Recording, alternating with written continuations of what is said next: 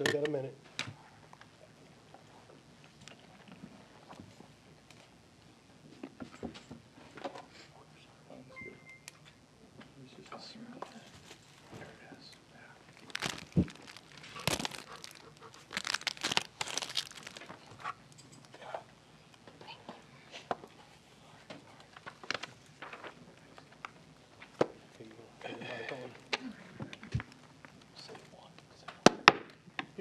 All right.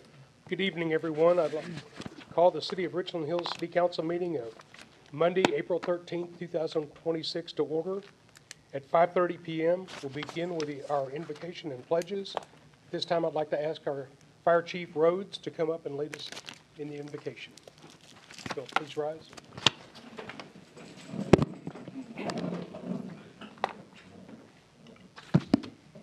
Please pray with me.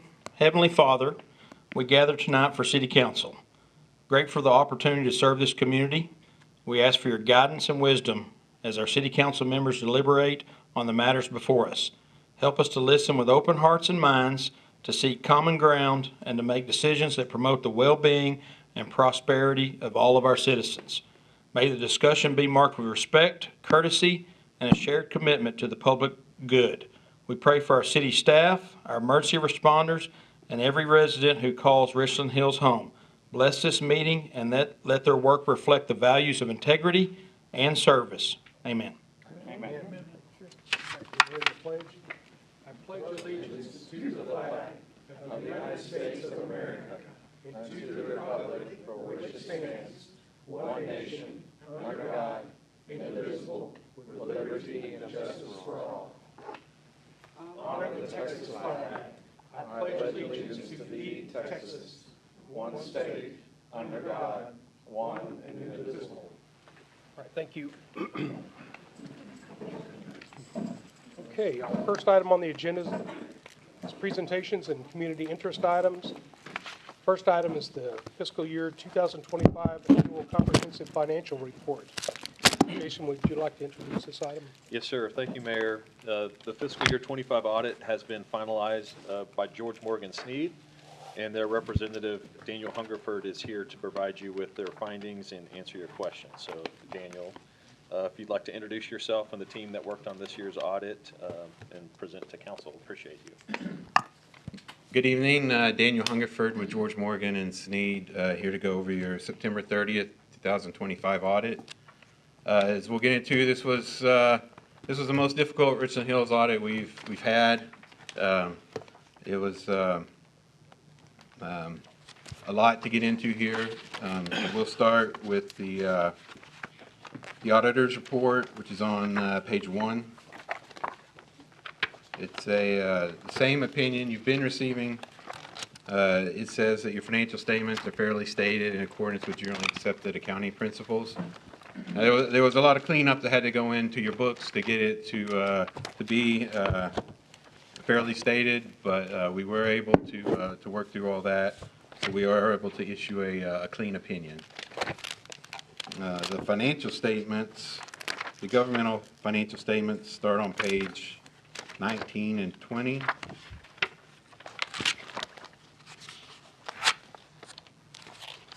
That is your governmental funds balance sheet.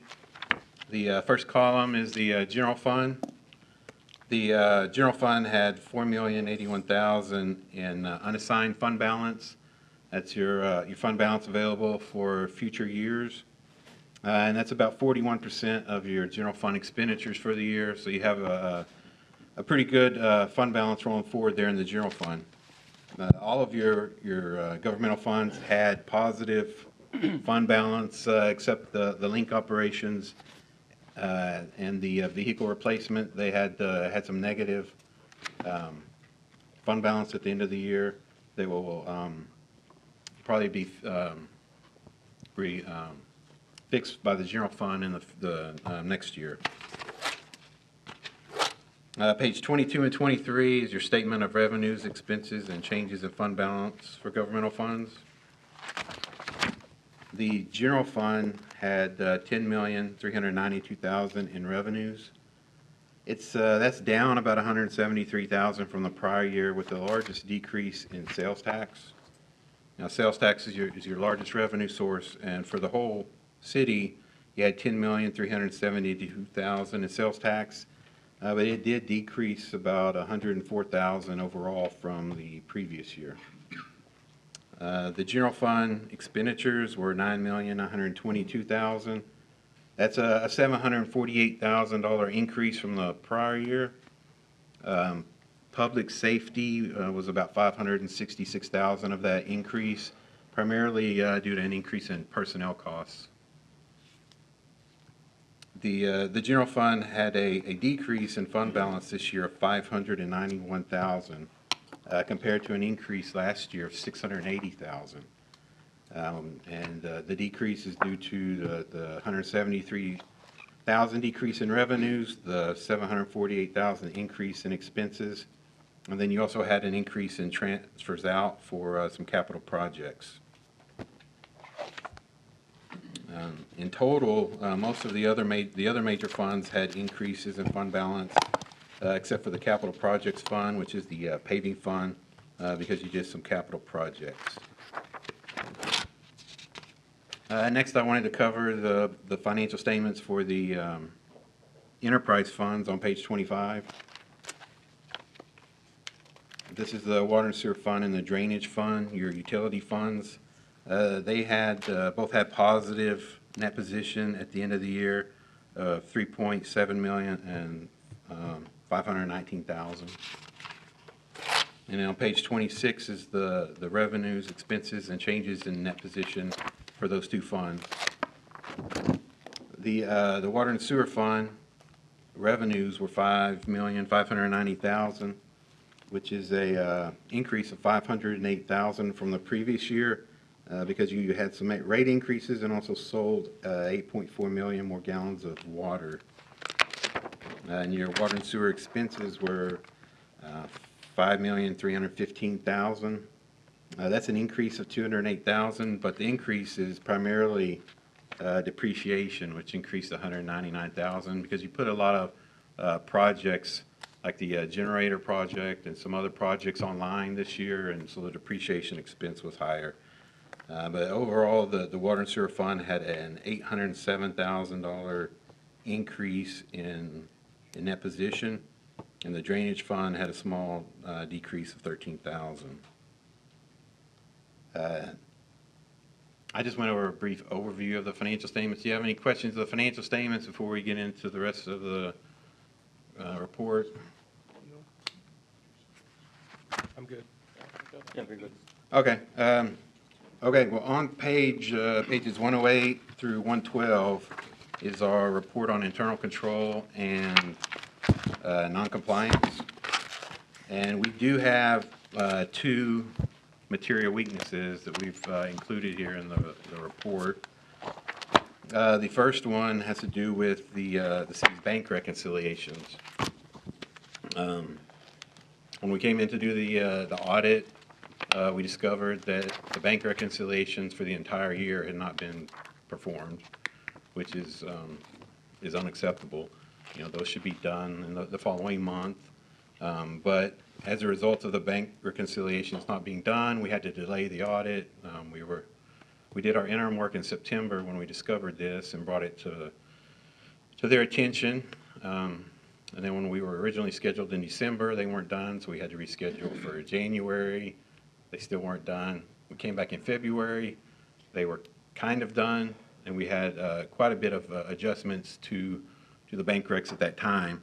But you know, the bank reconciliation is one of the most important controls a city or any organization can have, and it resulted in unrecorded revenues and duplicated payments and things that we found as we were going through the audit. You know, when revenues weren't working out, like property taxes, we did discover that there were unrecorded deposits and things like that.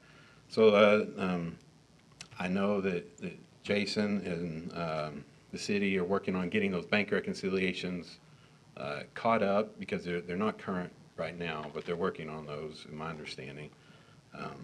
And I think that Jason has some policies in place so that in the future, whoever you hire as a finance director, that he'll be able to check to make sure that they are doing those bank reconciliations. The other finding we had, there was material weaknesses, cash collections. Again, the deposit should be made next day. There was many days worth of deposits just sitting in the safe, and weren't being taken to the bank. They were taking the payments, doing the close, but not actually processing it, and then also mail not being opened with checks in it. But that should be done daily.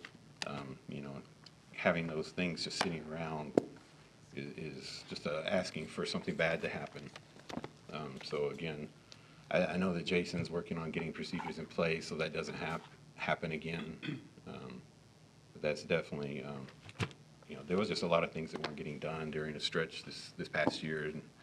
And I know that the city's working on hiring someone to come in and into the finance director position, and hopefully, you'll have these other eyes to make sure that they're doing what they're supposed to be doing. Any questions about any of that? So why would we have deposits just sitting in the safe?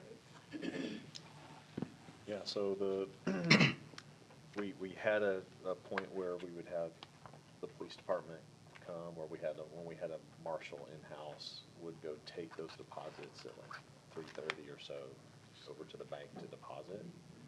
And they, there was unopened mail and things like that were, sitting in boxes for the safe. And so it Who's just our wasn't bank? being done. JP Morgan. So so I'm assuming that these, is this okay to do? Okay. I'm assuming these payments were what? Water bills, were they, just various and sundry they weren't court items, were they? Could have been. Some? Okay. Well, why don't we get a scanner in here through JP Morgan? When you get a scanner in here and there's no going to the bank, we're just gonna scan those deposits right here and transmit them in, and then we won't have, They do have a scanner. Okay. For the utility. So the check part of the payments were getting scanned and deposited. It's the other part of the deposits, So there were cash deposits that weren't made. yeah, there was 26,000 in checks, but there was still almost 5,000 in cash. And, Can't help that. and then just some envelopes that hadn't been opened with payments in it for other things. so we are scanning? They are scanning the utility portion. Okay. All right, that's I'm good. positive, yeah. So the biggest portion of that revenue is getting scanned daily. But as you know, you can only do that with the checks. So, But there should be somebody in charge of the deposits, right? right. So somebody's there receiving, somebody's there depositing, those are the controls we gotta have. So where was that breakdown? That the person is there a person here who's in charge of deposits? Or do we know, or? Vicky or Chief Sylvester may come up here and Yep. give you some more details. Sorry, But yes, yeah. I will say that there's policies that were in place with the transition that haven't been implemented. Yes. So when they first showed up and discovered the monies that were in the safe that had not been deposited, it was brought to my attention, that was the first week that Candace was out.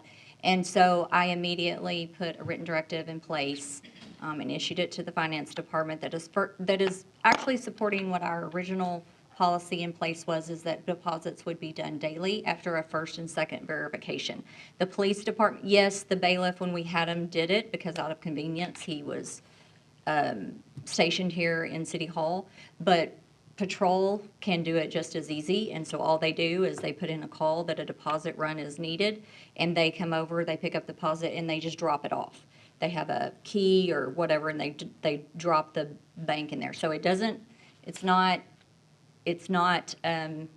taking away from their time necessarily. It takes maybe a total of 10 minutes, and so patrol does that on a daily basis. And so I put a written directive in place, and that has been rectified ever since we discovered that. I think there were policies and procedures that had the city was doing, but I think certain people stopped doing those. Due to transition, there were things that weren't being adhered to, so Right. we reinforced that and. My problem is when you're saying certain people, there were others, or, I need to know the person who is in charge of deposits. The person I can go and bring them up today and ask them why was it not deposited. They're not here. There are too many people here. We are saying that people, groups, whoever's doing this. It has to be one person that I can rely on. I mean, I can go back and address and say, this is a person that So it's the senior accountant and the UB person. Okay. That's your first and second verification, or it's UB and the finance director. So it's whoever, I mean, at the time, we have no senior accountant and we have no finance director. Yeah, But- I know we have had our challenges on that, on getting, But we are doing, ever since then, we have been making the daily deposits. how many people handle cash here? Very the city? limited. It's court, UB, permitting, and the police department. The link? And the link, yes. Everybody. Yeah, So, yeah. the library. Can Are you we? talking about credit cards or cash? No, cash. Cash, does the library actually handle cash or y'all cards only? Okay. Yeah. Okay, so I'm not too sure, we probably should try and see how we can limit the cash transactions if we can, as much as possible, and go with different, some other technology that we could use, I think where the- it's more, The day-to-day in cash handling is pretty limited at the counters. It's the checks that are coming in, and some of the cash deposits probably came from the police department that come over to City Hall to be deposited. So it's not an external, it's not external hand-to-hand cash transaction. It's Okay. money like we confiscate. oh, okay. The day-to-day of cash exchanging versus credit card, I think is pretty minimal. Pretty I think minimal, most people use a card these days. Right, So right, the monies that he's talking about could be from us bringing over a deposit, because this is the centralized deposit location.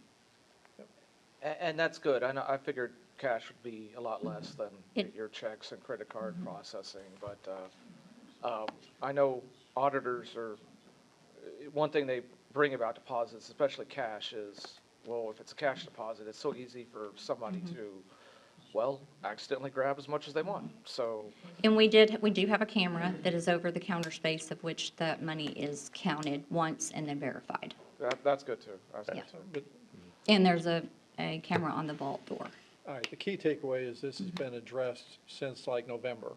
And we just need to make sure that the proper reporting is going into you, Jason, so that we can get proper, because we shouldn't be talking to finance. We should be talking to Jason. nobody's, That's our role. no, we are questioning right now, we are not, nobody's I talking to agree. finance, Yeah, right? he's not meaning that he's gonna go to the finance director or anything like that. Right, just- right, But just to make sure it's in place, who is in charge? right, Yeah. right. So there was is there a place that the council can see the policies that we've got and understand where things are at? We can get that to you, yes. I think that would be helpful. How long have you been auditing Richland Hills? Is it the fourth year or third year, or I'm not sure. It's been a while. it's been a while? Yeah. It's been.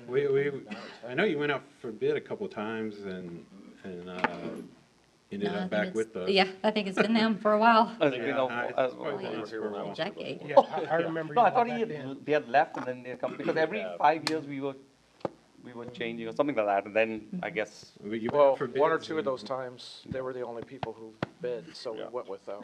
So they've been around a while. Yeah, we've been here, it's probably been 8 to 10 years. oh, okay. So is this unique to 2025, or was cash deposits lying in the safe prior to this? It's unique to 2025. Unique to 2025? Yes, the bank recs have always been done, and we've never encountered that with the cash deposits not being made. Okay. Right. So how many financial directors did we go through in 2025? I think two, for sure that But I there have know been of. three in the Three. recent Well, then, there you go. year and a half. Yeah, yeah. Something We've we've had our gone own through, share of problems with that. unfortunately. That's not the answer, but Right. Yeah. Well, turnover was a part of it, but I think implementing some procedures so that if someone's not doing their job, that there's someone who notices that. It is somebody not doing their job. I do very, very, very low-key, finance type stuff for the school district, and bank reconciliations and daily deposits is just something they slam in your face, because it is two very simple but very necessary things to keep the money in order, so, yeah. Yes, sir. So you have more presentation for us too? Just a little bit more. Okay. Okay. Go ahead and do that and then we'll follow up.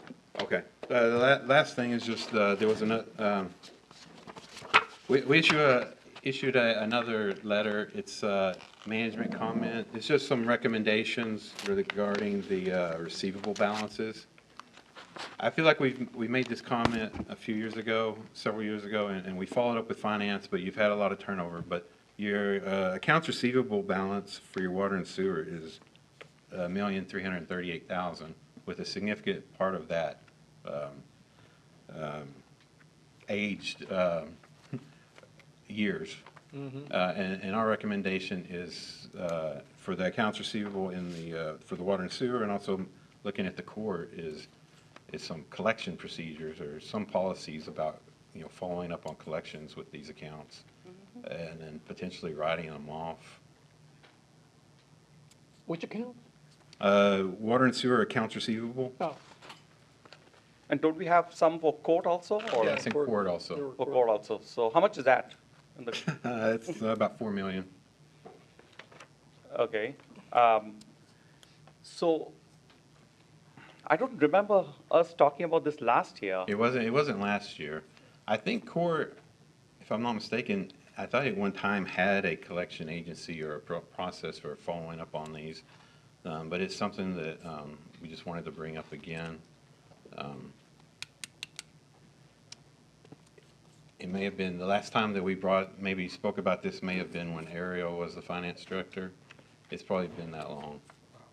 But the balance just continues to grow, and hasn't been any movement towards actually getting those collection procedures in place. So you're looking at, So on your agenda tonight, you have a business item for a resolution to approve an updated write-off policy. okay, And that is, on the new business, I think it's the second item under new business for that. Again, that policy, I remember in 2018, standing up in front of council, requesting a few of those items to be written off. So that policy had been there, but it's, tucked away in the finance record, so. but I thought we had Linebarger to do some of these collections, right? Is that, Yes. we still do, or? We still do. We've actually just recently implemented text messages that are going out to folks, and a lot of these people don't live in Richland Hills, so these are somebody that may have gotten a speeding ticket or arrested. There's warrants. We have cabinets full of warrants in there, and so when we'll go out and do a warrant roundup, they can go sit in the jail or they can pay their fine. And so as those things come in, even if we write it off, there's still a collection process. with Okay, that's my Linebarger. next question. Okay. yeah, So they'll still be, It's in the policy, yeah, so you write it off, and then when he gets it, if they can get it collected, then Collected. what, do you just go back and put it in the bottom line? Put it in the accrual for this year. So no, we've got some good people in place right now, but they're not going to stay permanent while you look for, until you find someone, hopefully, that's a quality person to put in here. But interim through the year, instead of waiting till the end of the year, what happens? Where you go in and look over somebody's shoulder and just say, show me what you've got. I mean, how's that going to be taken care of? Because you don't want to wait till the end of the year now. No, I think No. That's been part of the problem. And I think the review we're getting from finance is a little too high a level. It talks about the funds, but it doesn't get down into to the next level. What's our reconciliation for the bank? Because that would, Let's see what he answers for my question first Yeah. and see. Yeah, I mean, I think that seeing this audit and what's happened, top of mind for me is where are we on a monthly, at a minimum, a monthly basis. You used to have a monthly financial report that shows, I mean, it's basically this audit just tailored down to those financial statements per month. And then when we get to the point where we're putting the full fiscal year together, it seems like it would be a little easier to do. Right, But yeah. from a check and balance standpoint, that is gonna be on me. I'm gonna ensure that, you know, Mrs. Rodriguez, can you please show me the monthly bank record? Please come speak. And Vicki Rodriguez, by the way, we've contracted with her to help us. She's got a very large resume in finance and as a previous director in a couple different bigger cities. But she's helping us with the transition to a new software that I think is going to help, but then also. Yeah, I wanted to just kind of address some of the problems, and to be fair, you said it, you've had 3 finance directors in less than a year, and that is a huge issue for a small city because there's no continuity of service, and whatever policies that you had in place, if you have a finance director leave and the next finance director comes in and they're just trying to catch up on what the other person left behind, they're not actually able to go in and really look at your policies and try to follow those policies because they're playing catch up. And that's what's happened to y'all. And it's very unfortunate because, I mean, I live in North Thurston Hills. I come through here all the time. So I know that y'all have had a very good finance department in the past. And as he said, this is a 2025 problem. When Jason and Kim contacted me, I was able to, I've been helping other cities do some software conversions and helping them get caught up. You're not the only city that's in this shape. I've had worse. I've actually helped 2 cities get caught up on 24 months worth of bank recs. So, you know, I have seen worse. I'm not saying that that's good or bad. I'm just saying I've seen worse. And so our goal and my goal is to get you completely caught up and then to be able to start giving you monthly financials. Hopefully, within the next couple months, we can get caught up. Me and Terry Leak, I think many of y'all have met her. She and I are working really hard right now to get the current year caught up. I know that your current finance director and your senior accountant left in February, but if I went back and looked at when they stopped working in October. Yes. So just so y'all know that that's where you were at when we came in. And as Jason said, I have 32 years in city government as a chief financial officer for the city of Euless and the city of Roanoke. And I've been retired since 2023 and doing consulting and helping other cities like you get caught up, do a software conversion, get you in much better condition. Your new software will make it so much easier to do these bank reconciliations and to make sure that you're staying on top of your finances. So I wanted to just say, Jason is really doing a good job in hiring the right people to come in and get this fixed for you. And I think when you get to the end of your 2026 and they come in to do the audit, you're not going to see these kind of findings. So, thank you. Thank you. So when does our bank statements drop for the city? And couldn't we put some type of window that says, you know, the statements drop on the 18th of every month, whatever it may be, and reconciliations have to be done within 10 days? Is that something that's in place, or is it a different route to go about that? I mean, I think as Vicki mentioned, it's, we get caught up, and so we can be proactive in that way. You know, within 30 days, we're reconciling those. But, you know, when you're doing a journal entry, or you're getting a revenue, printing out those statements and then going in and I think handwriting on the statement so that you're reconciling it every single time you get the statement. So I think that is going to be the policy going forward. I think that's what the policy has been. It's just not been able to. The goal should be to close your books by the 20th of the month. That should be your goal. You should be able to get I agree. online statements Totally. now come by the 1st or 2nd of the month because you can get them online, and you should be able to close your books by the 20th. So I would say that should be your goal. My goal was always to have it closed by the 20th of the month and present a financial statement at the first meeting of the following month. So that would be the goal. We're not there yet, but I think we can get there. When does our statements drop? Well, I mean, we can go online and usually get them from the bank within the 1st or 2nd day of the month. Okay. I mean, they're pretty quick. They're quick, You can go out yeah. there and get them. Okay, good. John, did you want to follow with what you were talking about? Vicki, does the new software somewhat provide integration to the bank? It does. So you're able to go in there and pull a file from the bank, and it will clear anything that it really recognizes. So it clears checks really easy. Some of the other stuff not as easy because there's no identifying number like there is with checks. They don't cross-reference. But even just clearing the checks is such a time saver when you're doing your bank reconciliation. So it will make that process so much easier. One of the things that your current software, it doesn't even have a bank reconciliation process in it. So you're having to do it through an Excel spreadsheet, and that is very time consuming. So the new software will absolutely make that process so much easier. So are audits required by law? Yes. Okay. I had a friend of mine with a larger city said, not real big city, but said they hadn't done an audit in 19 years. Does that make sense? If they don't issue debt, it might not be as big of an issue, but if you're a city that issues debt, the state comptroller is actually, there was an article in the paper last week, it's going after 1,000 different cities because they had not completed their audits. So it is very, it is a state law that you have to do an audit within 6 months of your fiscal year end. Okay. Same with school districts too, I believe, so yeah.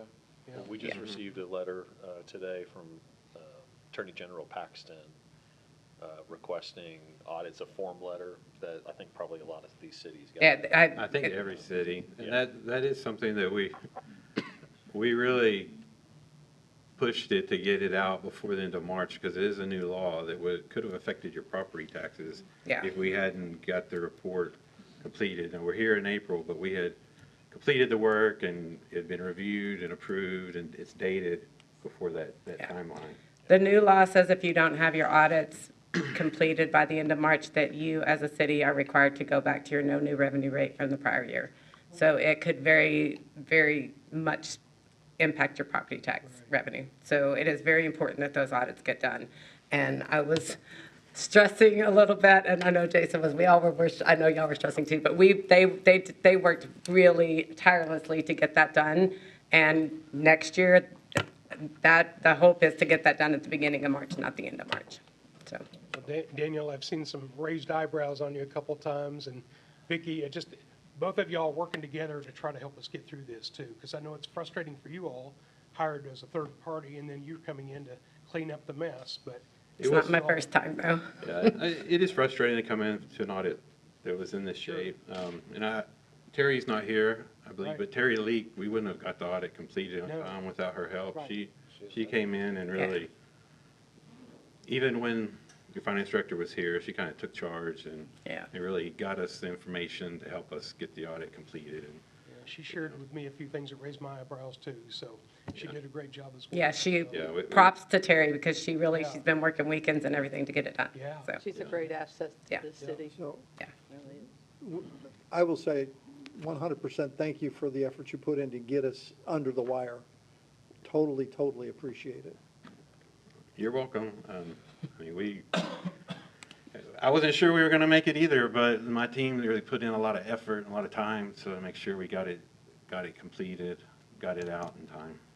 Yeah, I saw Jason stressing out a lot. Jason To came get it in on, dark brown get it on here when he time, said that. yeah. We got a little more gray on the side. Job does age. If they filled my old position, right?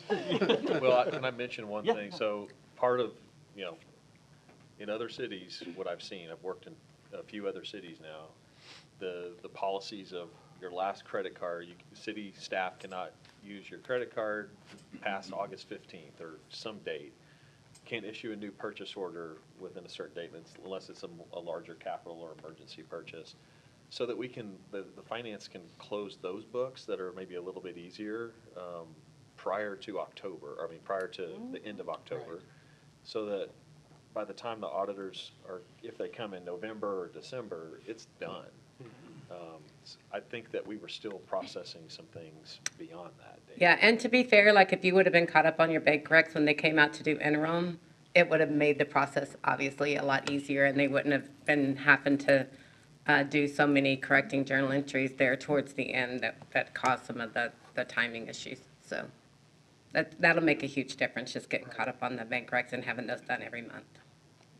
So, Do we have it in our policy for now, and for the future, how long we're going to hold on to a collection? And then after that, then it transfers over and becomes really apparent that we need to turn it over to a collection agency? And then another set of, then how far out do we go for the I have write-off? a proposal for you on your new business item tonight for that specific thing. Wonderful, thank you. I thought I saw it somewhere. You- All right. Do you have any recommendations to this council as to what we should do to make the audit job, hopefully your job, come the end of this year, easier? You know, when should we sit down and, you know, when should I put my tickler in my system that says we should be looking at these things? You know, I should be getting the report from finance. Well, I think that, you know, typically the council doesn't play a large role in getting the city ready for the audit. But, you know, if you're not getting financial reports, that's a big, you know, weakness. You should be getting financial reports on a regular basis so you can see, you know, the condition of the city and what's going on. I mean, if the banks aren't reconciled, your financial reports aren't going to be, you know, great. But, you know, it sounds like Jason and Vicki have a plan and are working on that, you know, just, you know, maybe following up with them to make sure that it's getting implemented. Hopefully being able to hire a good finance director and a senior accountant, get those positions filled. But catching up on the bank recs and keeping them current would be, you know, a huge step towards making the audit go smoother. Yes. Okay. Does anybody else have anything? Just one question also is what, what audit procedure would have taken care and in fact of the unrecorded court deposits that were lying? So what audit procedure would have shown that that was a problem or that was something that was not deposited? Is there something that we would have seen in Well, going through the the year or bank so? rec, that, well, so the undeposited funds? Yes, that the were ones, sitting in the. right, sitting in the safe.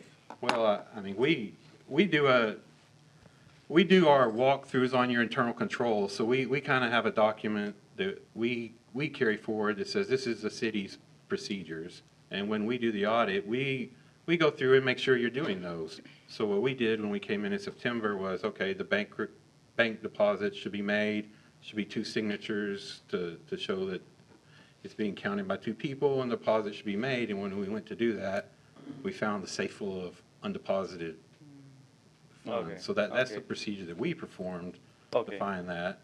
So, you know, as far as the finance was aware, I believe that, the finance department was aware that was That was not, being done, that Okay. those funds were there.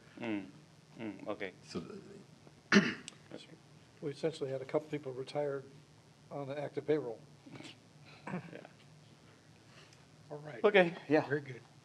Thank you so much. you're welcome. Thank you. Thank you. All right, so I'm going to ask Councilman Witt to read a statement accepting the audit findings. I'd like to make a motion that the Richland Hills City Council acknowledges acceptance of the audit report as presented and requiring that the same will be filed with the city secretary as required by section 103.003 of the Texas Local Government Code. Second. I'll second. All in favor? Aye. Aye. Any opposed? Motion carries. All right, good job. Thank you. Thank you. See you next year. Maybe before. All right, our next item is B, discussion regarding street sales tax reauthorization for the May 2nd, 2026 election. Jason? Yes, sir. Thank you, Mayor. So this is really just an awareness and just a factual update to present what is on a special election for Richland Hills voters this coming May. Since early voting starts next week on April 20th and it goes through Tuesday, the 28th of April, I wanted to make sure folks understood what was on their ballot. So you have the city general election for 2 council places, place 3 and place 5.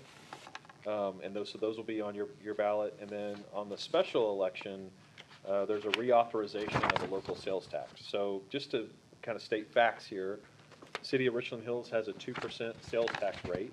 So when you go buy something at a store and you pay 8.25%, in Richland Hills, 2% of that is going to city funds. 1 cent or 1% goes to the general fund that can be used for any expenditure across the city. 3/8 cent of that 2% goes to Crime Control Prevention District. That helps pay for things that are related to the police department and crime control. Another 1/8 cent goes to an Economic Development Corporation, which is a Type B development corporation that can be used for quality of life things like parks, park facilities, also economic development projects. And then finally, 3/8 cent goes to a street tax, and that's for street, sidewalk, for maintenance and repair. Those are routine elements that the city can use those sales tax funds for only street, sidewalk improvements. And so the state legislature requires that, or in the Texas tax code, that if you have a street sales tax specific to streets, that it has to be reauthorized every 4 years. So we are on that 4th year, would be April of 2027.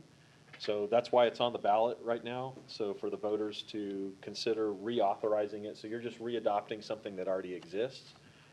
If you vote yes, that sales tax would stay in place and you could continue with streets and sidewalk improvements. We generally have been collecting around $1.5 million a year that just go toward those street replacement or repair projects. If voters voted no to that proposition, then that sales tax would not be in collection for the city. So we'd actually drop by 3/8 cent sales tax. Challenge with that is then the city doesn't have that revenue to perform functions. And so that's not only general fund, but street funds either. So there would have to be a new vote to reauthorize that percentage of sales tax. So this is keeping what you have. So if the voters decide to keep that tax, nothing will change on terms of when you buy things in the city. So we obviously have retail locations in Richland Hills. If you go to El Chico and you buy a meal, you're going to pay a sales tax. We collect that sales tax here. But there's a lot of business-to-business transactions that occur that are outside money coming into the city to pay for materials and things that are for business use. And so we get a lot of sales tax. Majority of our sales tax comes from that wholesale and construction trade. And so just wanted to present that information, Mayor. If there's any questions or any additional information you'd like to clarify, I think now's would be a good time to do that. So this doesn't affect anybody's property tax at all. It's only Not a sales tax increase. It's only No. sales of goods and services, that's it. So it's like an invisible tax, but if we don't reauthorize, like you said, it goes away totally.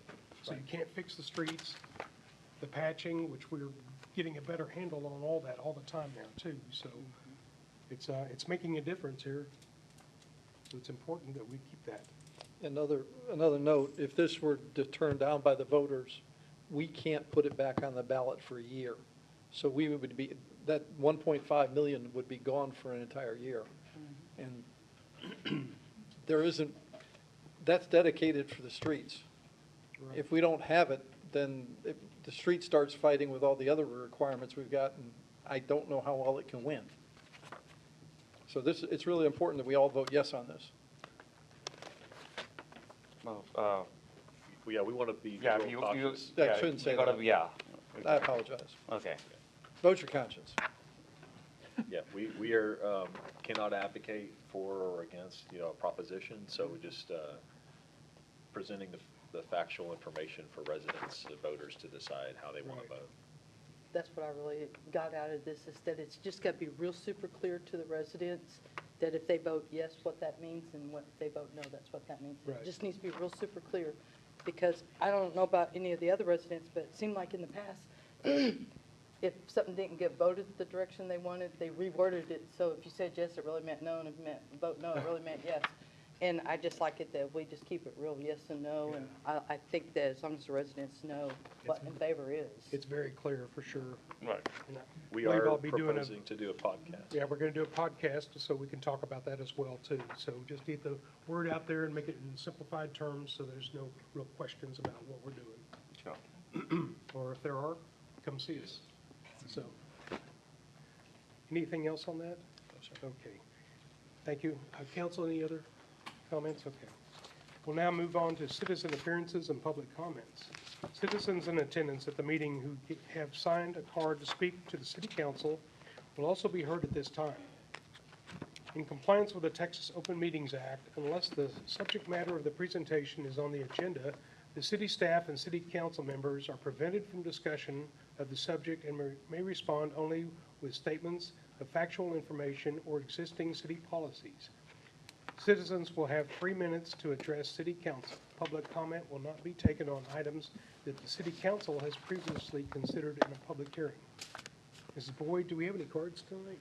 We do. We have a Mr. Sid Wright and a Miss Vicki Hamilton. Okay, Both have 2 on citizens appearance and public hearings. okay, So do you want the cards? sure. Sid, if you would like to come forward, and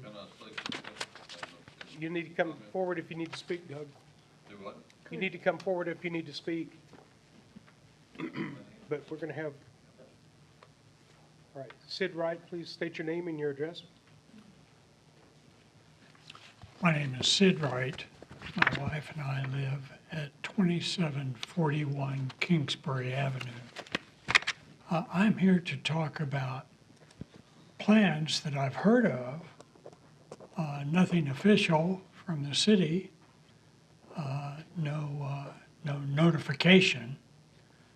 But when I see surveyors walking in my front yard and putting down stakes, which have ROW written on them, and they are some distance into my yard from the curb, I become concerned. I believe that it was between 12 and 15 years ago that the city received a federal grant for sidewalks. At that time, there was a question, and I think the question remains because there's been no activity since that time. And the question was, when you get to the west side of the 2700 block of Kingsbury, if you draw a straight line from the block north, south, then the city's right-of-way is under the street. It's not in my property. So this question arose because in the federal grant, there were no funds for surveying, appraising, condemnation, and compensation to the property owners. I've received nothing from the city indicating that any of that preparation has been done for the current federal grant. And so that procedural sequence would need to be done before any shovels touch the ground on my side of the curb. And if it's not done, then every city councilman who voted for this and every city employee who used a shovel on my property would be liable for trespassing, vandalism, and damage to personal property.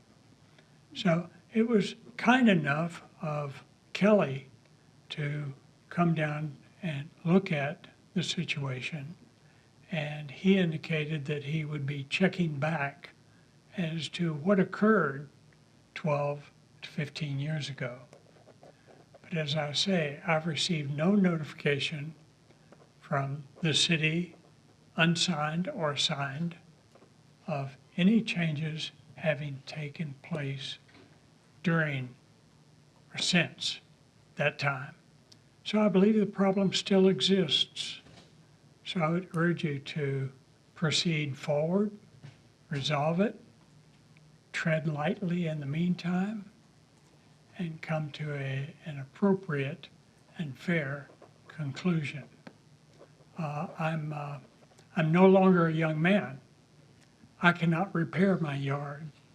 So if my yard is damaged in this process, then I will have to hire that out. And at 82, I don't have just a whole lot of extra cash running around, you know.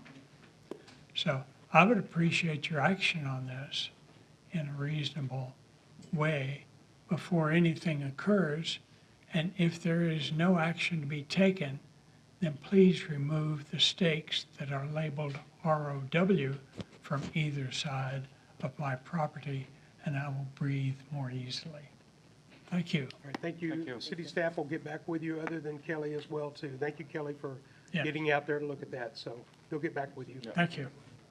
All right. Doug, you have a card? Yeah. Okay, if you'll just give it to Lisa, please.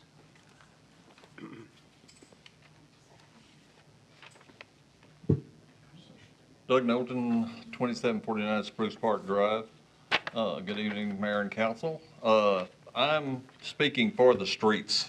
I mean, this is such an important thing to get out there to the people, that the importance of this money to go into a designated street fund. Because when it gets in the general fund, it can get lost. And we've had that for many years, so I am just really, really on top of advocating for the renewal of this street fund, you know. So get out there and vote, people, because you need to put this back into place. Thank you. Thank you, Doug. Appreciate it. Vicki Hamilton?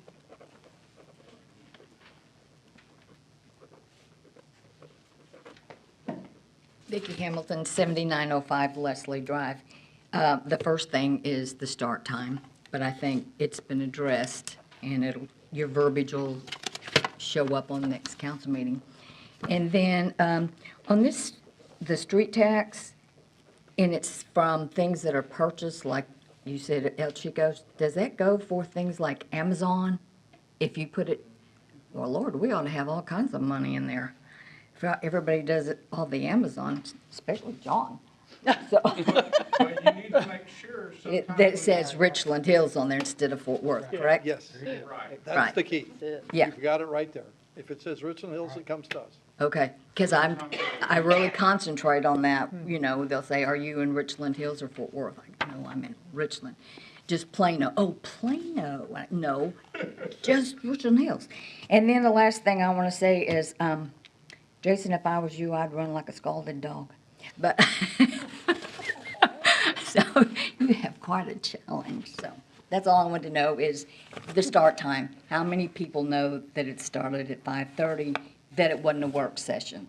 And I made a comment on Facebook that you needed to show up, and they said you did it on purpose so people wouldn't show up. So you need to correct that, and just so they'll know that, because they're working people that would like to come. Thank you, Vicki. Appreciate it. All right, we have John Garza.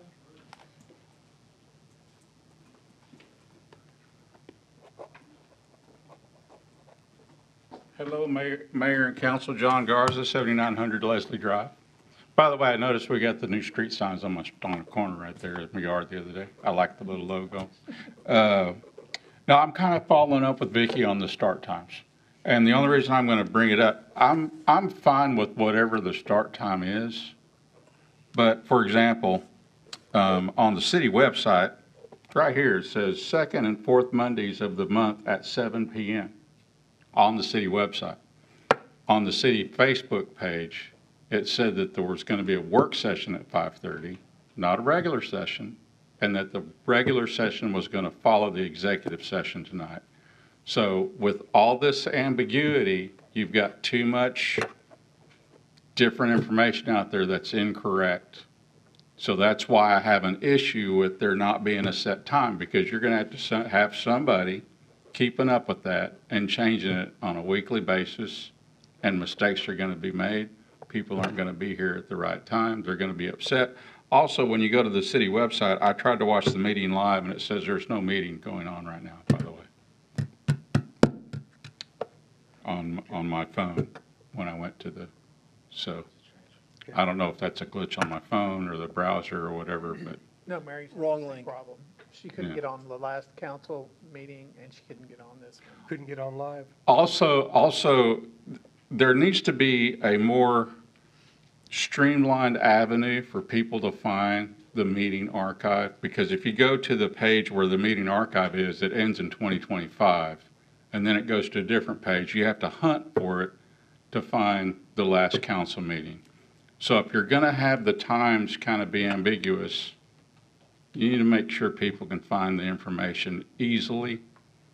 So it's just, there needs to be continuity and there needs to be clarity. That's all I'm asking for. Thank y'all very much. Thank you.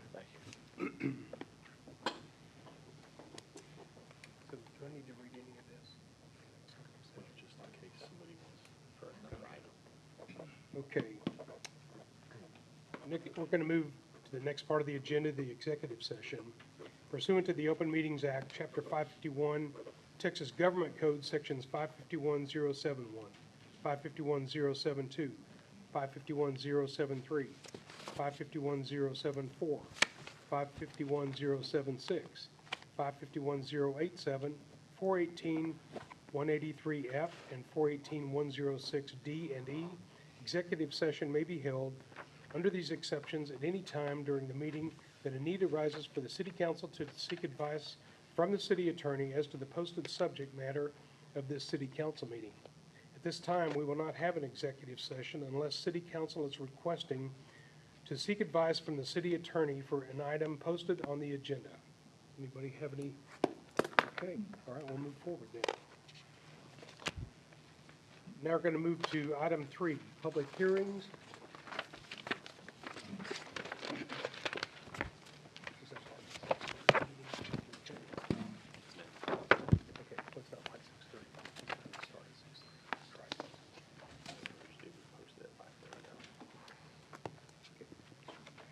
Item A, public hearing to consider a replat for the property described as Lot 1R and 4R, Block 50, Richland Hills Edition, otherwise known as 3913 Norton Drive, Richland Hills, Texas 76118.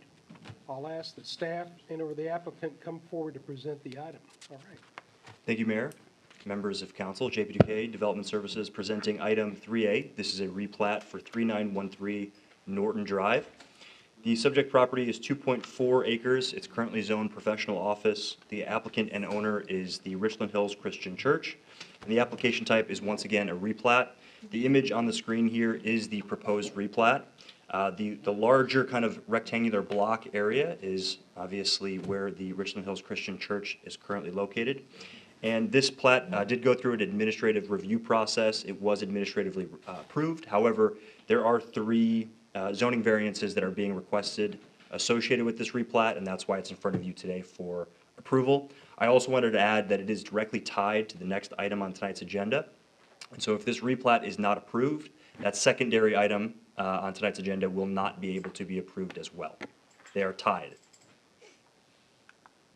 So here's a zoomed out aerial image of the subject property. Again, it's the Richland Hills Christian Church. And then to kind of, I guess, zoom in a little bit on the reason for this replat is that that small kind of parish house on the south west part of the site. You can see it's kind of indicated and boxed out as its own little lot on the plat on the right side of the screen. And so the purpose of this replat is to allow for that parish house, which is currently on the church property, to operate separately as a residential use to be rented out by non-church affiliated individuals. And so that parish house is currently on the same property and it's currently under the same tax account as the church. So because of that, it's unable to be utilized as anything other than a parish house. However, through the replatting process, 2 separate lots will be created, which would allow for the church and residential use to operate independently and under 2 separate taxing accounts. So that is why the church is proposing to replat the property. If the replat is approved, the applicant intends to concurrently rezone Lot 4R, This is the lot that contains the parish house, to SF7. This would allow for a residential use to better align with the surrounding residential zoning. And the proposed replat does not fully comply with the SF7 area regulations and the accessory structure ordinance, as we'll kind of go over right now. So the following variances, the three that I mentioned previously, are as follows. The first is the side yard setback, specifically a side yard adjacent to a street. Our zoning ordinance currently requires that the structure be set back 15 feet. The house in this particular instance is set back 14 feet. I will add that there is a really important caveat to this, and that is when this parish house was constructed, when this part of the church was constructed, there was a 12.5-foot building line at that time. Obviously, the zoning ordinance changes. This one's been in place since 2014. That parish house was there before then. And the zoning ordinance at that time had a 12.5-foot setback, and so it was technically in compliance when it was constructed. The second zoning regulation is the lot depth. The SF7 zoning ordinance requires a lot depth of 100 feet, and this proposed replat is requesting a lot depth of 92 feet, so there's an 8-foot difference. And the last variance is in regards to the accessory structure. You can see there is a wood shed at the rear of this property here. Our accessory structure ordinance requires a minimum setback of a shed of that size to be at least 5 feet off the property line. In this particular case, they're requesting to be about half a foot off of the property line, 6 inches. And so you can see each one of these variances are indicated on this kind of aerial image with the stars in each one of those locations. And here is a zoning map that kind of shows the general location of that parish lot in comparison to the residential neighborhood it's adjacent to. Staff suggested motion is that of approval of replat for the property described as Lot 1R, Lot 4R, Block 50, Richland Hills Addition, otherwise known as 3913 Norton Drive, Richland Hills, Texas, 76118. If you have any questions, myself and the applicant are here. JP, I have a question for you real quick. I think I'm going to do it a little bit different this time. We'll start with Roland and Councilman Govius and see if you have any questions, and we'll just move right down the line. Yeah, I have a couple of questions on this, and one is, it's not about the zoning, it's about this block here, which is Glenview Drive, I suppose, or is slated for, I think this entire part there is supposed to be P or professional buildings, right? So this is one of our areas for revitalization. What would this change, how would this change if the applicant sells that property? Because once you replat it, you can sell it. So you sell it to somebody else. And then we have now dealing with two different sets of people.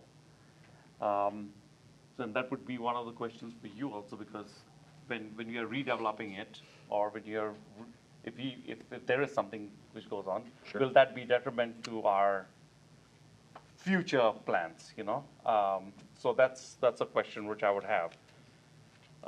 The other question I have is also on how's the taxing going to work? Is if it's completely if a pastor comes and sits there for stays there for 6 months, and it's rented for the other 6 months, is that considered non-taxable at that point, or? So those are the two little questions I had. Great questions. I think the first question, really it hinges on the fact on whether it's sold. And so we can even, bring up the applicant here to kind of talk to that a little bit more in depth of what their plans are in the future for the property. Realistically, there is no impact to the city if their intention is to hold on to the property and eventually if they are going to sell it or redevelop it, it's all going to happen as one. Now the question is, if they do sell it, what does that look like? Well, it looks like that block is 0.182 acres less than it was previously, because there will be two separate owners on that piece of property. If a developer comes in and wants to purchase that entire piece of property, there will be a conversation possibly with that owner if they want that additional lot to see if they can purchase that as well. If not, then you're looking at developing a portion of that property however you would like to while being conscientious of a residential use right there. That looks like additional screening, additional setbacks, but that's not uncommon. Developments take place all the time adjacent to or right next to residential. The question just becomes, I think in this particular case, do we want to allow for this parish house to remain only as a parish house until this church is eventually sold and or redeveloped, which, you know, who knows what that timeline looks like, or allow for a variety of use at this kind of corner lot, which is currently only being utilized as a parish house. Which kind of leads into that second question, which is that will be a coordinated effort between the church, the owner, and the Tarrant County. So this is a plat that we're working on right here. If it's approved tonight, the next thing we will do is work with Tarrant County to record this document with them. As a part of that process, a new taxing account will be created, and a coordinated effort will be needed in order to make sure that the county will be charging them regardless once this account is established as a residential use. And so it will be essentially a responsibility of the church to make sure that whenever it's being utilized for a parish use, if it is in the future, that they are attempting to make sure that they're not paying those taxes associated with it. But that will be kind of a county and a church related effort, and I'd be happy to kind of keep my eye on it as time goes on, depending on the decision tonight. Councilman Skier? All right, making sure I understand. Once this goes SF7, it gets a separate tax account. It would get taxes like all the other SF7s. That's correct. Okay. And your explanation of how it would be dealt with if the whole thing would be sold, it would be potentially included. Right now, it probably would because they own both pieces. Yes. Okay. It all comes down to, again, if it's sold, you're dealing with two different owners. Just because one is interested in selling doesn't mean the other is. It just comes down to dealing with different stakeholders and whether you can acquire both pieces of property or you're only going to be able to get the larger piece. I'm good. Thanks. Councilwoman Bledsoe? All right. So I understand the setback being grandfathered, but would the structure in the back be grandfathered also?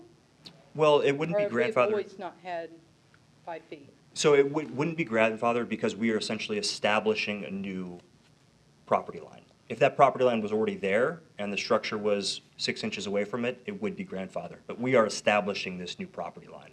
So you lose any grandfather designation that you would have because we're changing it. So we're gonna, okay, I'm thinking I'm misunderstanding what you're saying. So they're gonna have to move their house? No, they wouldn't have to. No, essentially, we are, by approving this replat tonight, we are allowing for those violations to remain in place. Okay. That was my questions on that. Thank you. Councilman Malone? Just two quick ones. When this is separated, assuming we do separate it, it does get its own separate address, correct? It will, and that'll be through the fire department will make that determination as we, before we process it with Tarrant County. And, I rode by the house and, saw the neighborhood, but I'm going to ask anyways. This house does generally match the other houses in that area, correct? And I'm saying generally, so. Are you asking if it generally matches? Yes. Yes, yeah, I would say the size, the look, and the general size of the property, it might be a little bit smaller than the average, but it's not, I would say, an outlier in any way. Sure. Okay. Thank you. Councilman Witt? I'm good. I'm good. I think I heard everything I needed to hear. Okay.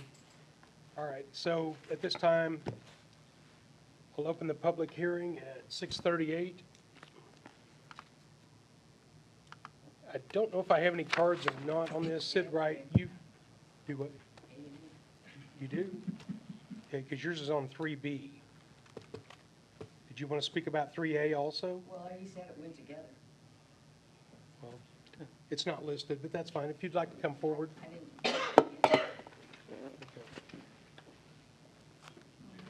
Since it's going together and all. I still live at 7905 Leslie Drive. My question, I have a couple of questions. Number one, less than a year ago, we discussed spot zoning. Would this not be considered spot zoning? Because everything else is one zone, and now you're gonna take a corner of that and spot zone it something else?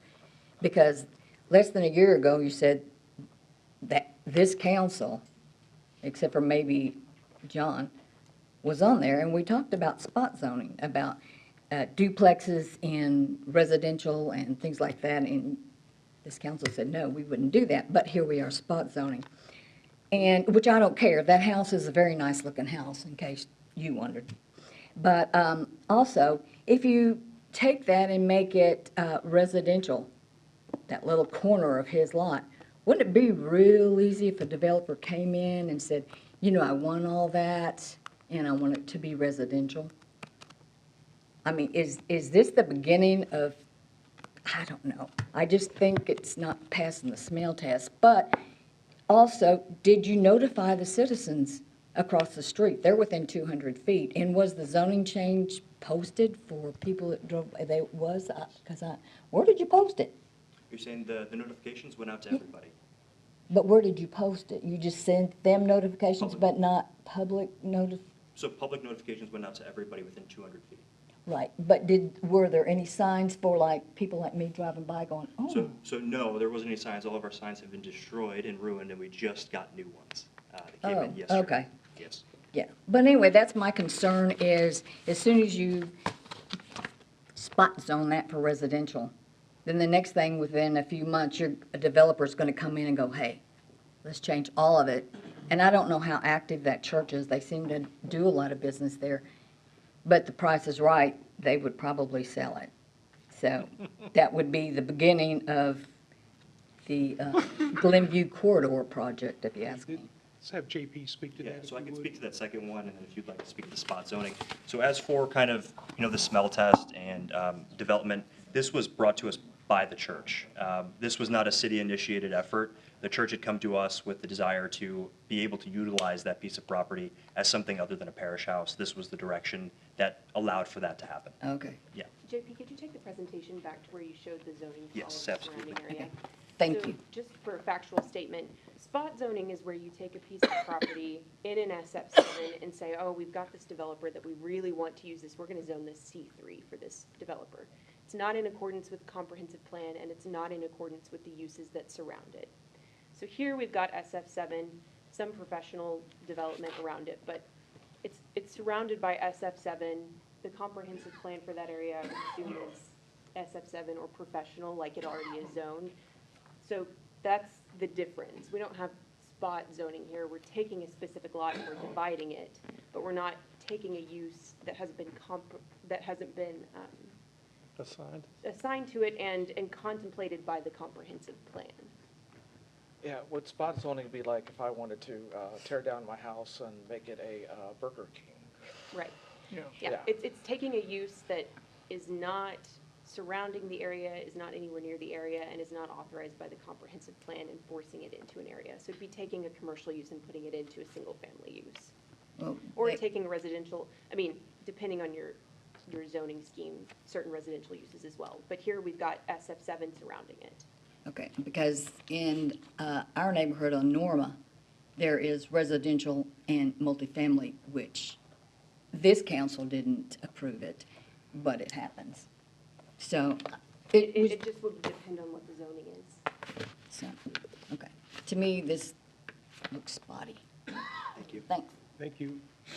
Did you hear anything from the neighbors? Any for, against? No? No, I think there was one call, just trying to figure out what the details of the request were, but no opposition, no support. Okay. One inquiry. Okay. Okay, looks like I might have another card here. Is that for this item? Yes. Yeah. Okay, Doug Knowlton, 2749 Spruce Park Drive. My question is, does this fit your future comprehensive plan and the redevelopment of Glenview, like what they're working on right now? Does this this, making it a residential area does not fit the profile at all. Or that's what I remember about our comprehensive plan. So, you know, I'm just asking that question. Does it meet the comprehensive plan of what we're trying to go, or where we're trying to go with the development of Glenview?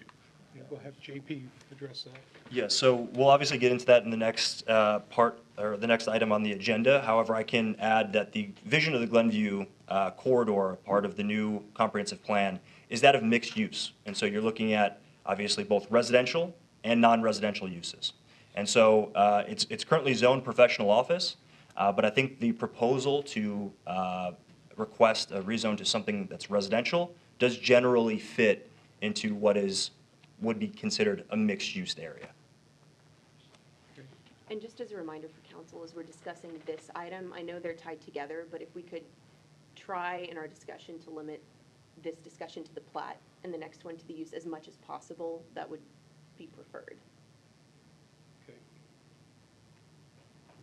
So how common is it that this happens, that somebody wants to replat just a partial piece of the property? Well, I think that happens a lot. I think in this particular case, I would say that this is the first time I've worked on a parish house that's being replatted, but portions of pieces of property get replatted all the time. Right. It's very common. Yeah. All right, Sid Wright, you have a card filled out. Is it on this item, or you didn't put the item? Is it the next item? You said speaking in opposition? Oh, it was just for public Okay. comment. All right, very good, thank you. All right, at this time, I'll close the public hearing if you all don't have any over there. Okay. And it's 6:46. Okay, if there's no further discussion, I'll entertain a motion on this. If you'll read the motion. Mayor, I'll move that we approve the replot for the property described as Lot 1R and Lot 4R, Block 50, Richland Hills Edition, otherwise known as 3913 Norton Drive, Richland Hills, Texas, 76118. Does it need a second? Second. All right, all in favor? Aye. Aye. Any opposed? Motion carries. All right, next item, B, public hearing to consider ordinance 1541-26, zoning change 2026-0122 from P Professional Office to SF7, single-family residential for the property described as Lot 4R, Block 50, Richland Hills Edition, otherwise known as a portion of 3913 Norton Drive, Richland Hills, Texas, 76118. JP, you'll present to us? Yes. Thank you, Mayor, members of council. This is item 3B. This is the zoning change for 3913 Norton Drive. This is obviously the follow-up zoning-related item that follows the replat that we just discussed. The subject address remains the same, however, the size differs. Obviously, the previous, or the entire block was 2.4 acres. The zoning change that we're looking at here is only 0.182 acres. The applicant and owner is Richland Hills Christian Church, and the application type is a zoning change. Some existing conditions: the zoning is currently professional office. The acreage that we are discussing here is 0.182 acres of the previous or total block that was 2.446 acres. The building within that new lot, or the parish house parcel, is 2,107 square feet. And the existing zoning of the surrounding area, to the north, it's North Richland Hills, but it's a developed area. To the east, it's professional office, and that is school.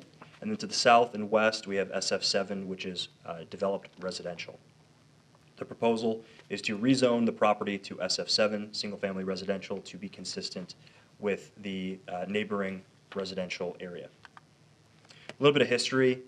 Richland Hills Christian Church operated at this, or has been operating at this location since 1954. And over time, the site has undergone multiple renovations and expansions, one of those including the detached parish house. And according to our zoning ordinance, a detached or parish house is defined as a single-family home adjacent to a church or other place of worship for the housing of a pastor, priest, or similar leader. And historically, this parish house has been used exactly for this purpose. However, the church now intends to lease the structure to individuals that are not affiliated with the church, and the current operation and zoning district, which is professional office, would not permit this. We've kind of gone over this. They're under one taxing account, and the zoning of professional office does not allow for single-family residential. And so in order to allow for the parish house to function as an independent residential rental, it must be subdivided into its own independent lot for taxing purposes, and it would need to be rezoned into a zoning district that permits residential uses. So that's why the applicant is requesting to rezone 0.182 acre portion of the property containing the parish house from professional office to single-family residential. And if approved, the SF7 zoning district will permit future single-family residential as well as a parish housing by right. So both uses can go there by right under SF7, where both uses cannot go there by right under professional office. The applicant has indicated a desire to potentially return the property to a parish house in the future. However, in the interim, they intend to utilize it as a source of passive income. The current zoning is that of professional office, and according to the city's 2025 comprehensive plan, the vision ultimately for Glenview is a highly walkable mixed-use district emphasizing development that contributes to a community hub for shopping, dining, employment, and living. So target uses include mixed-use developments that integrate residential and retail in a walkable setting. So, I mean, with single family, it could be argued that that is not specifically multifamily, but obviously anything that can contribute some level of living and additional individuals for shopping and dining, it's in line with our comprehensive plan. As for notices, the public notices were mailed to property owners within 200 feet of the subject property, and staff has not received any support or opposition regarding this request. The suggested motion is that of approval for Ordinance 154126, a zoning change from professional office to SF7, single-family residential, for the property described as Lot 4R, Block 50, Richland Hills Addition, otherwise known as a portion of 3913 Norton Drive, Richland Hills. If you have any questions, myself and the applicant are available. So if this gets replatted, like we're talking about here, and it becomes a, leasable piece of property, rental piece of property, I'm assuming that it's gonna fall then under the annual inspection boundaries we've set, and, okay, It absolutely will, and that's what brought it to our attention in the first place. okay. Yep.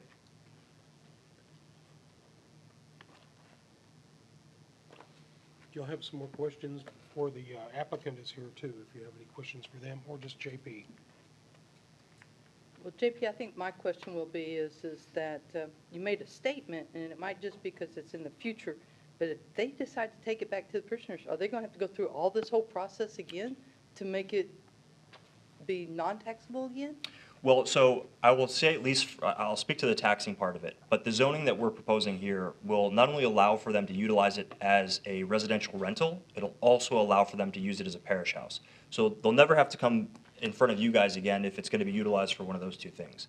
Now, as for the taxing scenario, that is something that the church will have to work with the county on ensuring that, obviously, as soon as we get this new tax account created and it's a new residential lot, they will be taxed as a residential parcel.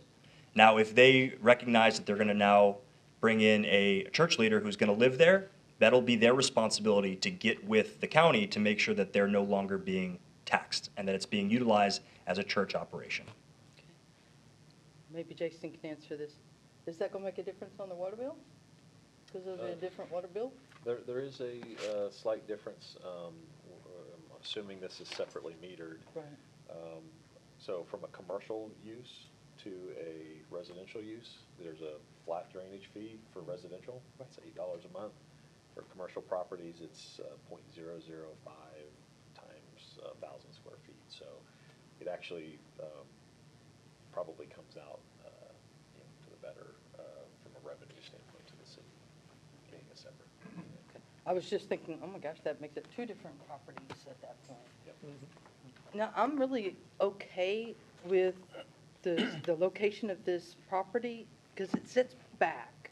It's not really feasible from Glenview, and it doesn't kind of take away from what our because thank you for putting the comprehensive plan information in here, because it doesn't really take away from that comprehensive plan, because again, it sits back, it looks like it's just one of the houses. I drove past it, and I was talking to one of the other council members, I'm like, I drove past it so many times, I didn't even realize there was a house that wasn't a part of The neighborhood. I'd never even realized that. I had to drive back by again today just to go, oh, that is on the property. I mean, it just fit right in with it. So, but that's the part I'm not having a problem with at all. Mayor, I can kind of speak on the merits of a development or redevelopment. Okay. And so I haven't spoken to the church leadership, but in the event that they decided, hey, we've outgrown this space, we need to try to find another location, and they were going to sell. And sometimes churches will do that, where they'll sell their existing facility, they'll use those funds to capitalize another project. So it could happen. I think that size parcel is sufficient on its own, even without the single family. If this was 7 single-family lots that were developed around or being requested, that makes it more complicated. If they were trying to then, somebody was going to come in and redevelop that. Having just 2 parcels with one of them a single-family home, I don't see an objectionable scenario from a development or redevelopment perspective. I feel like it's in line. We'll actually put this on the tax rolls. They'll actually be able to use it for passive income that helps them with their operations as well. So from, I think, my standpoint from just an economic development standpoint is that it's supportable. Okay. And do they have a separate water meter and a separate electric meter? I'm shaking my head, yes. Sharon Gamble, 3209 Ruth Road. But we're talking about our parsonage, 3913 North Norton Drive. And we have separate meters and separate water meters. And what's so funny is we've always paid everything because we've always had a pastor there. So now we've had to separate out the bills. So it's interesting. But we have a part-time preacher is the reason why we are going this route. And he doesn't live close enough to have the parsonage a part of his income, which is very unfortunate for us. But, so we opted to see what it would entail and talk to JD about renting out the property. Okay. All right, thank you. Anybody else have any questions for the applicant? Well, there seemed to be a little concern among residents of your intent to keep it as part of the church. I've read it in the packet that is your intent. Very much so. We are not selling this property over my dead body. But, I mean, Let's not have it seriously. come to that. Yeah, exactly. No, we're growing. We have a growing church. We have a part-time minister that says he's really a full-time minister with part-time pay. I said, well, live in the parsonage then. But no, he lives out of Forney. But we're headed in the right direction. The problem is we separated from the Disciples of Christ Church, and that limited our congregation. And now we're back to growing again. We've been there since 1954. And we still have the original preacher's family that grew up in that parsonage in the church. So we're here to stay. Yeah. I can attest the congregation is growing Yes. from a year ago, too. So- See? Reverend Kloss, who used to be one of your pastors there, and former Mayor Bill Agan, we helped Yes. get the Senior Lunch Bunch partnerships Uh-huh. back when I was here before, so we appreciate your partnership in the past. Right. Very good. All right, thank you. So this says Norton Drive, isn't that house on Ruth? Yeah. Yeah, it is. I could speak to that. I Yeah. wanted, in order for our subject line, we have to talk about like the actual legal description. And under Tarrant County, that is what the current property is taxed under. The account number under Tarrant County gives it that address. And so this property will be given a different address at the end of this platting process, but for legal description purposes, that is the legal address of that site under Tarrant County's tax roll. Okay. All right, good deal, thank you. All right, no more questions, so we'll open the public hearing at 6:59.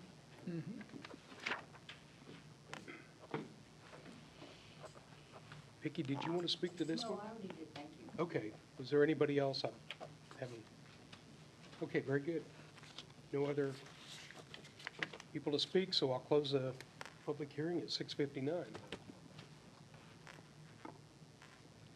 All right, need somebody to make a motion on this. Mayor, please. I'll move that we approve ordinance 154126, a zoning change 260122, from professional office to SF7 single-family residence for the property described as Lot 4R, Block 50, Richland Hills Addition, otherwise known as the property 3913 Norton Drive, Richland Hills, Texas, 76118.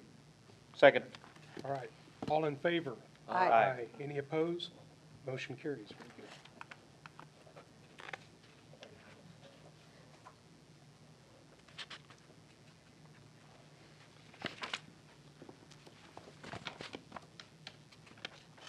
All right, next item C, public hearing to consider ordinance 1540-26, a planned development 2026-0128 with a base zoning of LC light commercial, allowing for a food processing use with a temporary outside storage element for the property described as Lot 11A and 12, Block H, Richland Hills Addition, otherwise known as 6557 Baker Boulevard, Richland Hills, Texas, 76118.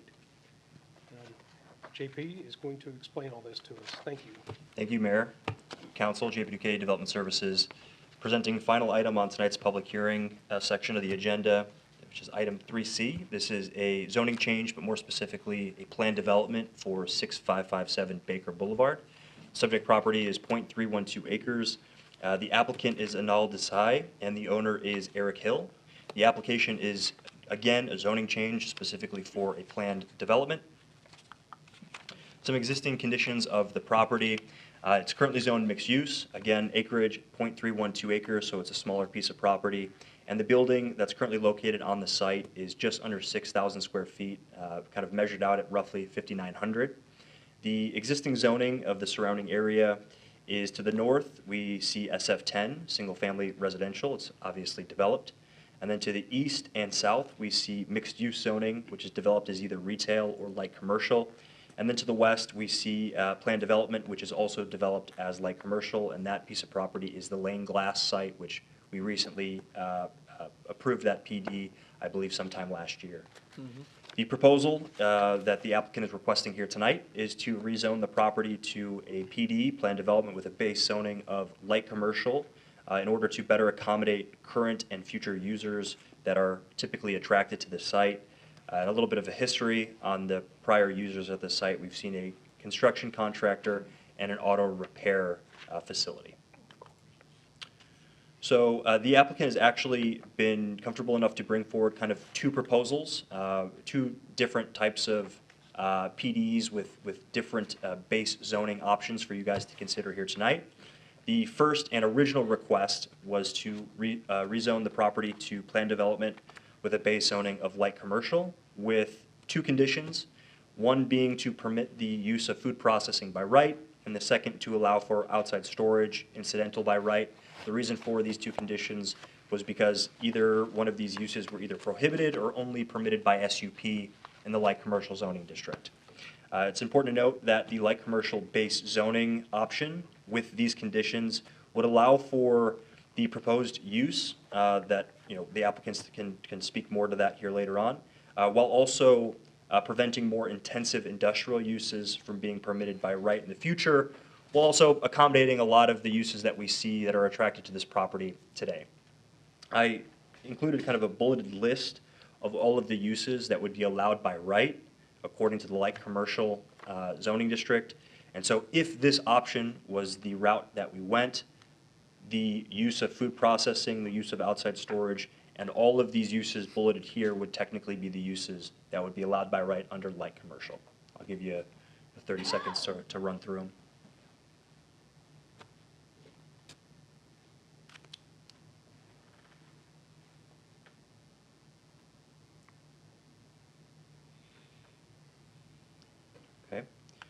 And the alternative request would be to rezone the property to planned development with a base zoning of mixed use with the following conditions.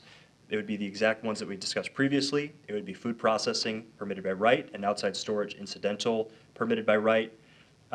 Now, we'd have to include those conditions because both of them would be prohibited under the mixed use zoning district. I think the interesting note for this option is that the mixed-use based zoning with these conditions allows for the proposed use while preserving the existing zoning and the future vision of the Baker Boulevard vision and comp plan.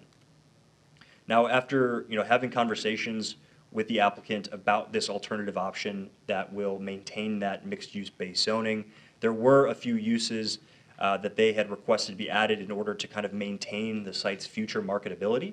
They felt as if there are some additional uses that this site may attract and mixed use would not allow for them. And those uses that they have added to be considered here tonight would be auto parts sales inside, florist or gift shop, gymnastics or dance studio, a health fitness studio, a laundromat, a locksmith, an office showroom, pet care, grooming indoor, warehouse distribution, or a vet clinic indoor. A little bit of background on the business that is actually proposing to operate out of this location. It's Milwaukee Joe's Ice Cream and the Desi Creamery. And so Milwaukee Joe's is a Texas-based ice cream brand that's been operating retail scoop shops since 1995. Two locations in the area are Southlake and in Irving. Mr. Desai, who is the applicant here tonight, joined their team in 2024 as a second-generation owner with the goal of expanding beyond retail. And with that focus being expansion beyond retail, a lot of his focus has shifted towards manufacturing, specifically in custom flavor development and wholesale food service distribution. And because of this kind of additional element of their business, they've been searching for a dedicated production facility of roughly 6,000 square feet, and this site is obviously just under that. And in order to kind of, again, pursue that manufacturing dream, they established a separate manufacturing and wholesale entity under the applicant's ownership to support this production growth for Milwaukee Joe's Ice Cream. And this facility will be used for small-scale frozen dessert manufacturing, packaging, frozen storage, and wholesale distribution. Now, this slide and the next, I'm going to kind of just read through a lot of the information and details that the applicant had provided regarding the actual operation of this business and how this site's going to be utilized. So it's going to feel like I'm reading a lot, but I feel like this may answer a lot of potential questions that you may have, and so I'd like to go through all of it with you. So the facility would be used for small-scale frozen dessert manufacturing, packaging, frozen storage, and wholesale distribution. Primarily operate during standard daytime business hours between 7 a.m. and 7 p.m. All production activities will occur entirely within the enclosed building. Operation will consist of receiving dairy ingredients and dry goods, mixing and freezing product, packaging into sealed containers, frozen storage, and shipment to existing wholesale customers. No noise or nuisance-related impacts to the surrounding area are expected. All processing equipment will be located indoors. Operation does not require heavy machinery or impact-generating equipment. Only exterior mechanical components would include rooftop refrigeration condensers and HVAC units. And this operation would employ 3 to 4 employees per shift. Truck traffic would be limited with approximately 3 to 4 delivery or pickup events per week during peak season, primarily by box truck. To continue with the operation, due to limited scale of activity, noise and vibration levels are expected to remain consistent with standard light commercial operations. The facility will not generate smoke, grease vapor, or objectionable odors. Grease interceptor will be installed in accordance with the municipal requirements for food production facilities. Production areas will include floor drains to support routine sanitation practices. The facility will conduct daily cleaning and schedule deep cleaning consistent with food safety standards. And the operation does not generate hazardous waste and will utilize standard commercial refrigeration systems. And the outside storage needs are limited and are only being requested for temporary purposes. The intention would be to temporarily store freezer storage boxes outside during the early stages of operation. There have been some site improvements that have been discussed between staff and the applicant. And the applicant did share that they are open to making some improvements to the site, some before operation if approved, and some likely at a phased approach after operation had initiated. The first would be a $300,000 investment in specialized production equipment for the facility itself in order to operate. The second would be to potentially replace or remove the existing fence that's out there currently, if that is, a desirable outcome by council. I will say that if that fence is removed, then outside storage would not be allowed. Obviously, our requirements are very clear. If you're going to have outside storage, you need to be screened. The next thing that has been discussed, without really much detail, but it is a likely outcome would be that there would be an enhanced visual appeal pursued of the building's exterior. I think in order to kind of make the flow of the site work, there would be some improvements, not only to the current fencing location, but as well as some traffic flow through that building as well. And so that would also include or look like some additional facade improvements or changes to the general look of the building. And lastly, the applicant is open and hopes actually to work with the city, the neighbor being Lane Glass, and TxDOT to clean up the driveway and the right-of-way off of Baker Boulevard. A lot of these conditions, so if there are any improvements that you would like to include that are really specific to this site or establish any timelines associated with those site improvements, staff would ask that these be established outside of the PD, and we can take council's direction, and these are something that we can kind of put as a part of the certificate of occupancy process or any permitting process that we see in the future. At direction of our legal team, the request was to, again, pursue any site improvement related conditions outside of the PD and through other avenues such as the certificate of occupancy, which we can do. So the current zoning of the subject property is mixed use, and according to the city's 2025 comprehensive plan vision for the Baker Boulevard corridor, it is to enhance the corridor's role as a hub for civic spaces and neighborhood-oriented amenities like childcare, restaurants, and personal services, while also accommodating larger scale uses such as hotels, grocery stores, and employment uses. I will add that in the comprehensive plan, it states that compatible uses include light commercial operations, provided that they are designated to minimize disruption of the surrounding area. Considering this, the proposed light commercial base zone does not fully align with the purpose and intent of the comprehensive plan. However, alternatively, the mixed-use base zoning proposal would still permit the proposed operation while better preserving the long-term vision of the Baker Boulevard corridor. I do believe that the history and existing conditions of this property should also be taken into consideration. The site has most recently been occupied, as we talked about, by construction companies or auto-related businesses. And the building's condition and most recent renovations, actually, are more conducive to heavier commercial users. Given these factors are at play, along with limited parking options at the site currently, I think there's a total of 8 parking spaces there right now, the property will continue to attract non-retail oriented users unless it undergoes pretty significant redevelopment. As for public notices, the city sent out notices to the property owners within 200 feet of the subject property, and staff has not received any support or opposition regarding this request. The suggested motion is to approve Ordinance 1540-26, planned development with a base zoning of light commercial or mixed use, allowing for a food processing use with a temporary outside storage element for the property described as Lot 11A, 12, Block H, Richland Hills Edition, otherwise known as 6557 Baker Boulevard.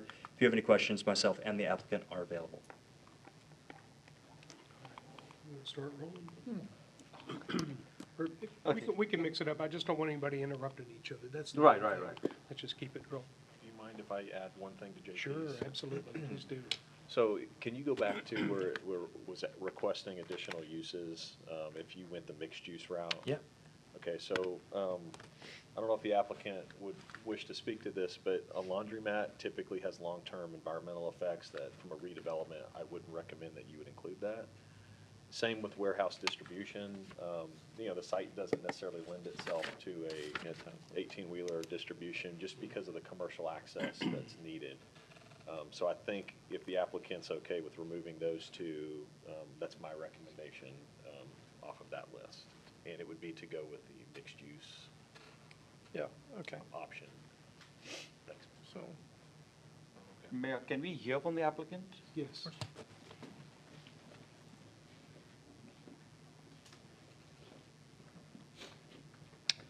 Now Desai, 6557 Baker Boulevard. And my name is Michael Wilson.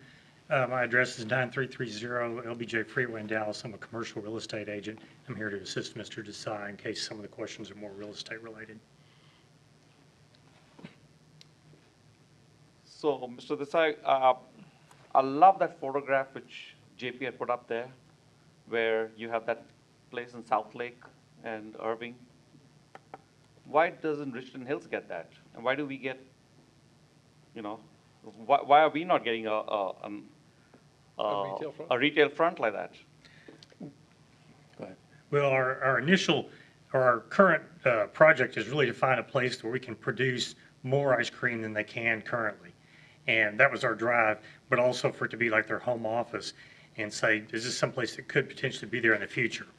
So the door is possibly open. However, right now, the retail traffic is not there. The customer base is not there yet to generate the kind of sales it demands for a retail operation. And one of the challenges we came up with in pursuing that was that the people who certify the production will not allow them to coexist. So we'd have to maybe go somewhere else in Richland Hills and look for a place close by that we could do that. But they won't let them coexist, and that kind of stops it from the certification process. Okay. Yeah, I mean, we spend a lot of money on our comprehensive plan to, you know, so that this is more neighborhood centric, walkability and, you know, and getting all this different stuff here. This is one of our most important corridors, the Baker Boulevard corridor. And I look for things like this, but then I don't, you know, I'm not looking for something that is going to be more of a processing kind of environment. Because there are other places in Richland Hills that is conducive to that. But this is something I would love to see the store there. I would love to see a part of it also. What about taxes? Are you selling anything from there, or we are not selling anything from this location? You're just distributing. You're just processing and distributing. It's all wholesale. It's all wholesale, so we're not getting that tax rate. Okay. Yeah. For me, does this PD enhance our vision for Baker Boulevard? Does this, you know, the ones which we signed up last year? That's the question we got to ask ourselves now and see if, I would like to hear from other council members also, but that's a question we need to ask ourselves. Is this advancing our vision for this Baker Boulevard, or is this, you know, kind of pushing us back on what we agreed? Right. So I noticed on Hanley Eaterville, we have the new development down there. I don't know if they can put a grease trap in those buildings or not, but that's perfect location, back where you have all those trucks going in and out, and it's away from residential.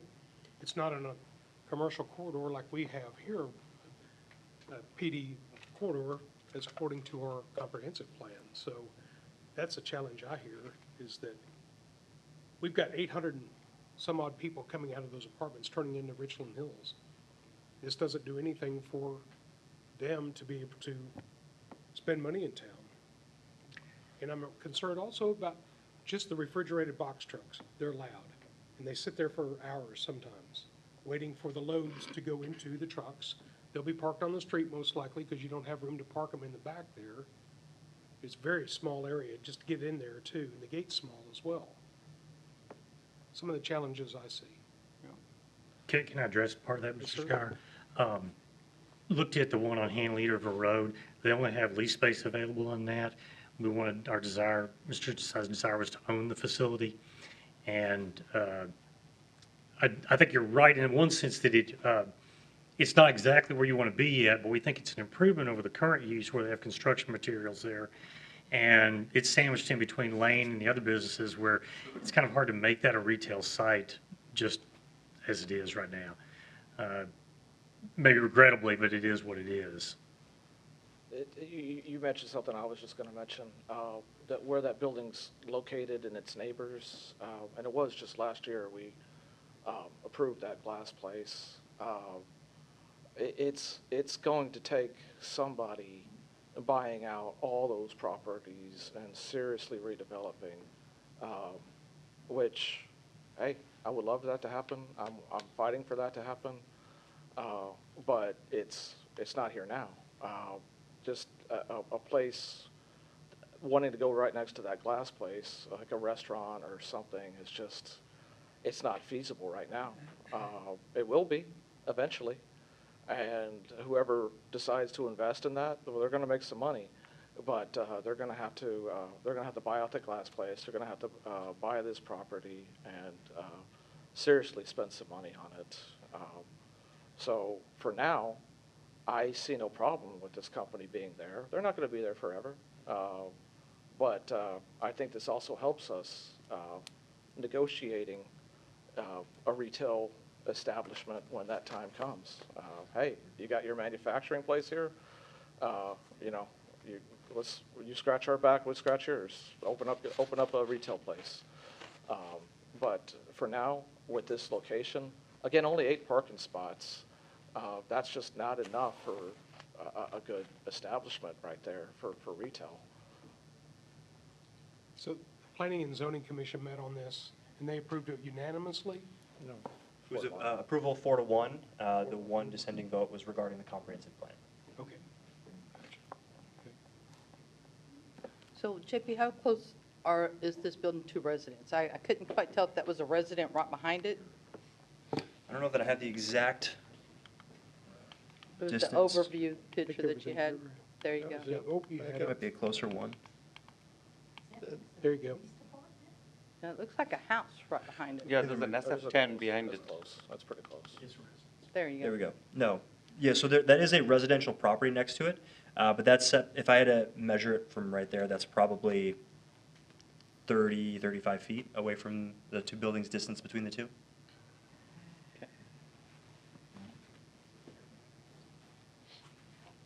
To my understanding, there will be no tax revenue for the city if this business comes in.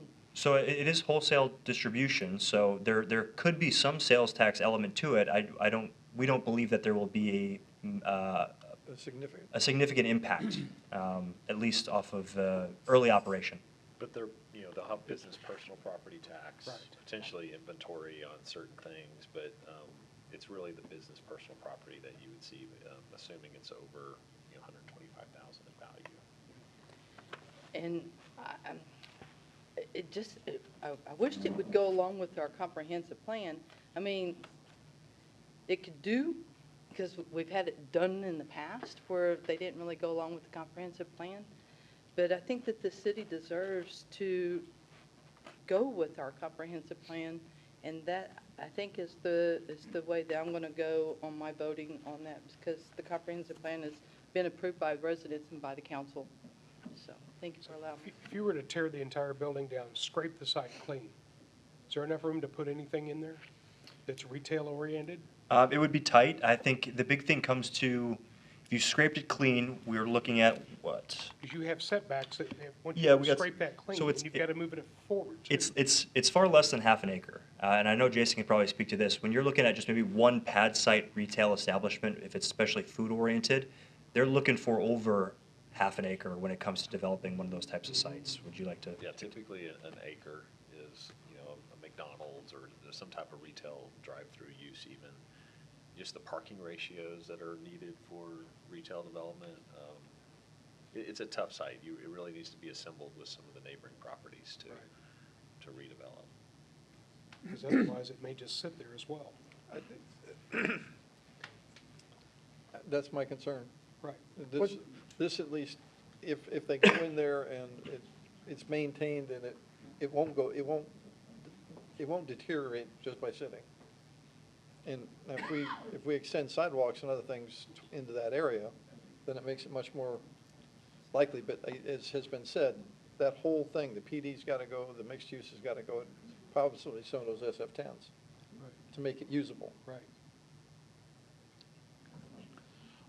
What are you envisioning for, like, this building? Let's say that it was approved, but this building, is it nondescript? Are you putting signage? What is the optics of this as I drive down Baker Boulevard? You could slide that photo that he sent to you on the system. Let me see. Check. You could start speaking to it, Steve. Okay. So we don't necessarily need a large sign or a big sign quite the same as a retail establishment. And most of the improvements will be to make the facade look good. There's a current section of it that's kind of modern and interesting, and I think we'd probably just keep that because it's very attractive, actually, and then clean up the rest of the front of the building. If there's a doorway there, we thought about taking that doorway and making it look like, almost like it was part of a house or something, and cleaning it up so that it didn't look so much like an industrial building or anything like that. And then also add some landscaping across the front. And there's an old island there from the gas station in the ground that sits up at the side. Just clean that off, make the parking and the concrete look better in the driveway area. It needs to be cleaned up a little bit. And certainly the fence, either updating the fence or if the current owner replaces it with a different fence or something like that. So is landscaping required with this type of product? So it's difficult. I mean, it's all concrete out there. So Right. finding any space for landscaping is going to be difficult. What we would try to do is work with TxDOT to take that right of way that's there and try to fill it in with landscaping. Obviously, that's going to take a coordinated effort with TxDOT and working with Lane Glass to try to extend that third access point that I can.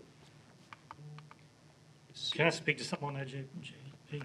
Yeah, you can see right here from an aerial image. I mean, it's all concrete out there. Maybe some landscaping could be, found in that little intersection right there, but you don't want to create a visibility issue. And so you're really limited when it comes to landscaping, unless we are able to get some of this space right here with TxDOT's permission to fill all this in with some green space like we see Right. along that parkway with Lane Glass.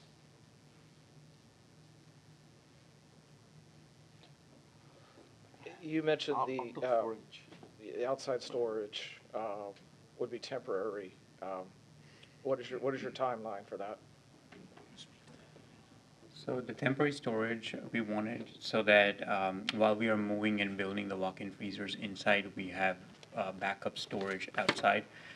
Temporary storage also something when the freezers fail, which happens very rarely, then we want to build that in and have permission up front to see if we can just so it might be just less than a month or maximum 2 months until the freezers are built and it could be repaired and we can go back. Okay.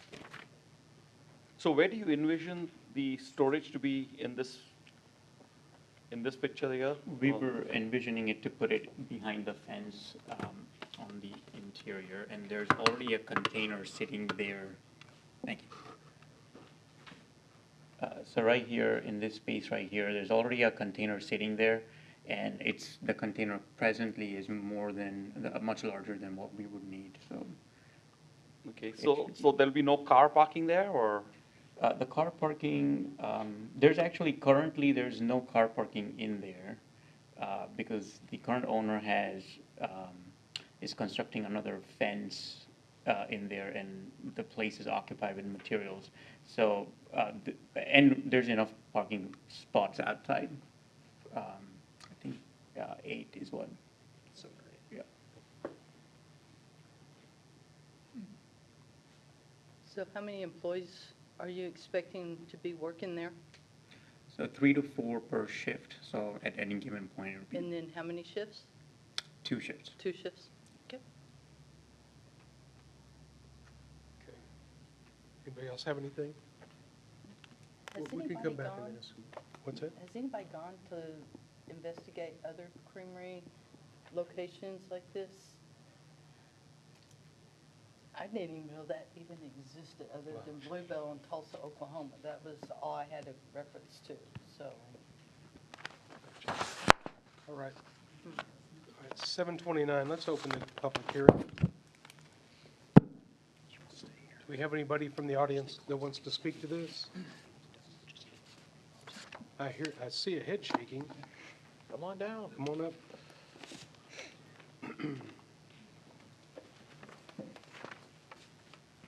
Doug Knowlton, 2749 Spruce Park Drive. I'm with Jason. You need to put in those restrictions of those three businesses that can't come in there. But let me tell you, we went to Omaha, Nebraska to the Baseball World Series a couple of years ago, or last year too. And there's an ice cream place that's almost downtown. There is no parking. We stood in line for an hour and a half to get an ice cream. That's how popular this place was. They made their own ice cream. And what I'm hearing is this company's going to do the same thing there. They're going to be making their own ice cream there. So. But they're not selling it there. Right. Huh?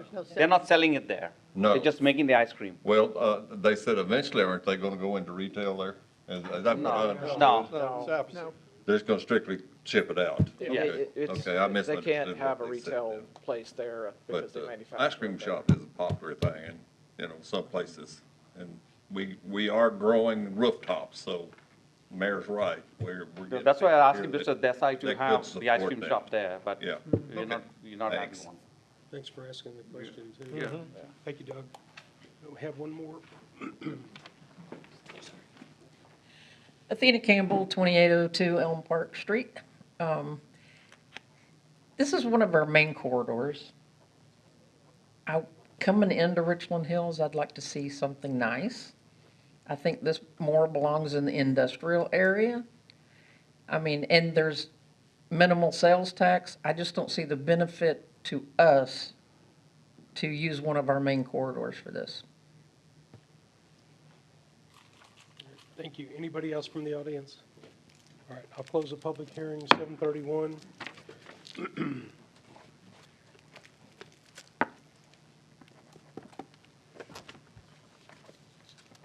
Y'all want some further discussion on this? I mean, there's not much you can do with the property, obviously, for any kind of retail or otherwise. I mean, I'm sure there'll be, sitting here, I don't think we can make a decision as to what somebody else would see, right, in that property and how they would want to change it or make it.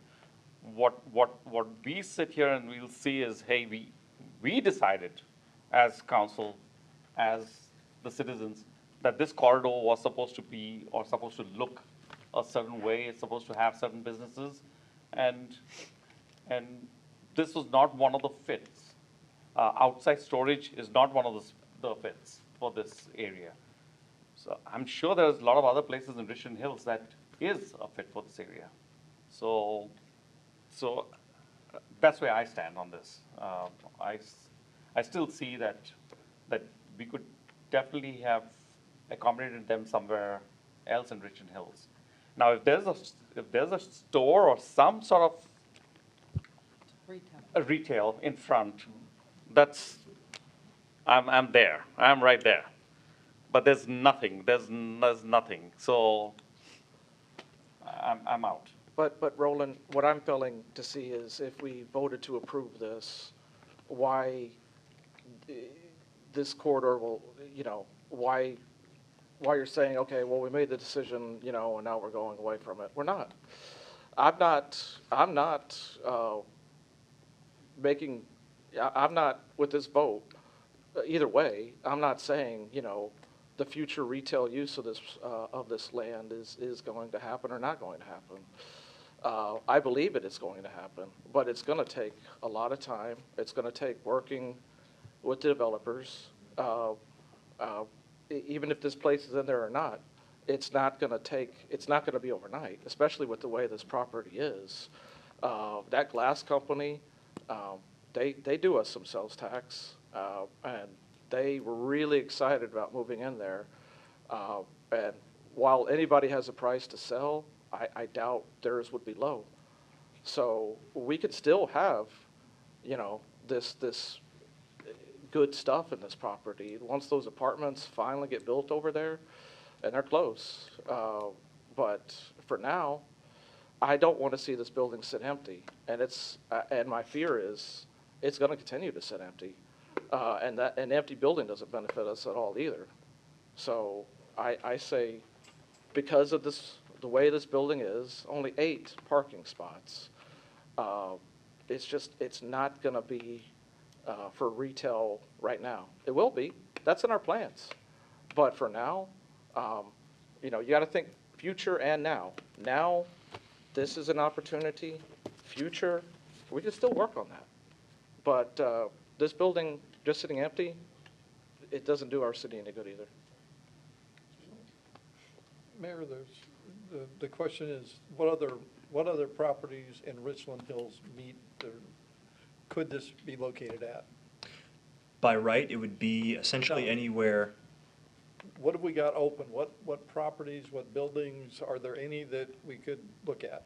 I've sent the applicant all of our available properties for sale, and there wasn't any interest there. Because again, they're not interested in leasing, they're interested in sale. I have another question for the applicant, if they could come forward, please. So is this your home office, or is this just a manufacturing facility? This is a home office and a manufacturing. So your business address for Milwaukee Joe's will be Richland Hills, Texas? Correct.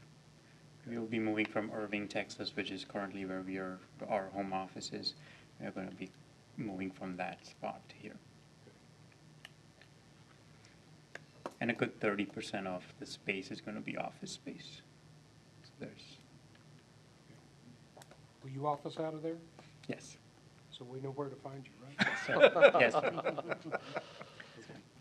Mr. Gutierrez, if I could address something, you had a really good point about where else could you be, and I think it's a good question to ask. But we've been through over 100 properties that didn't work.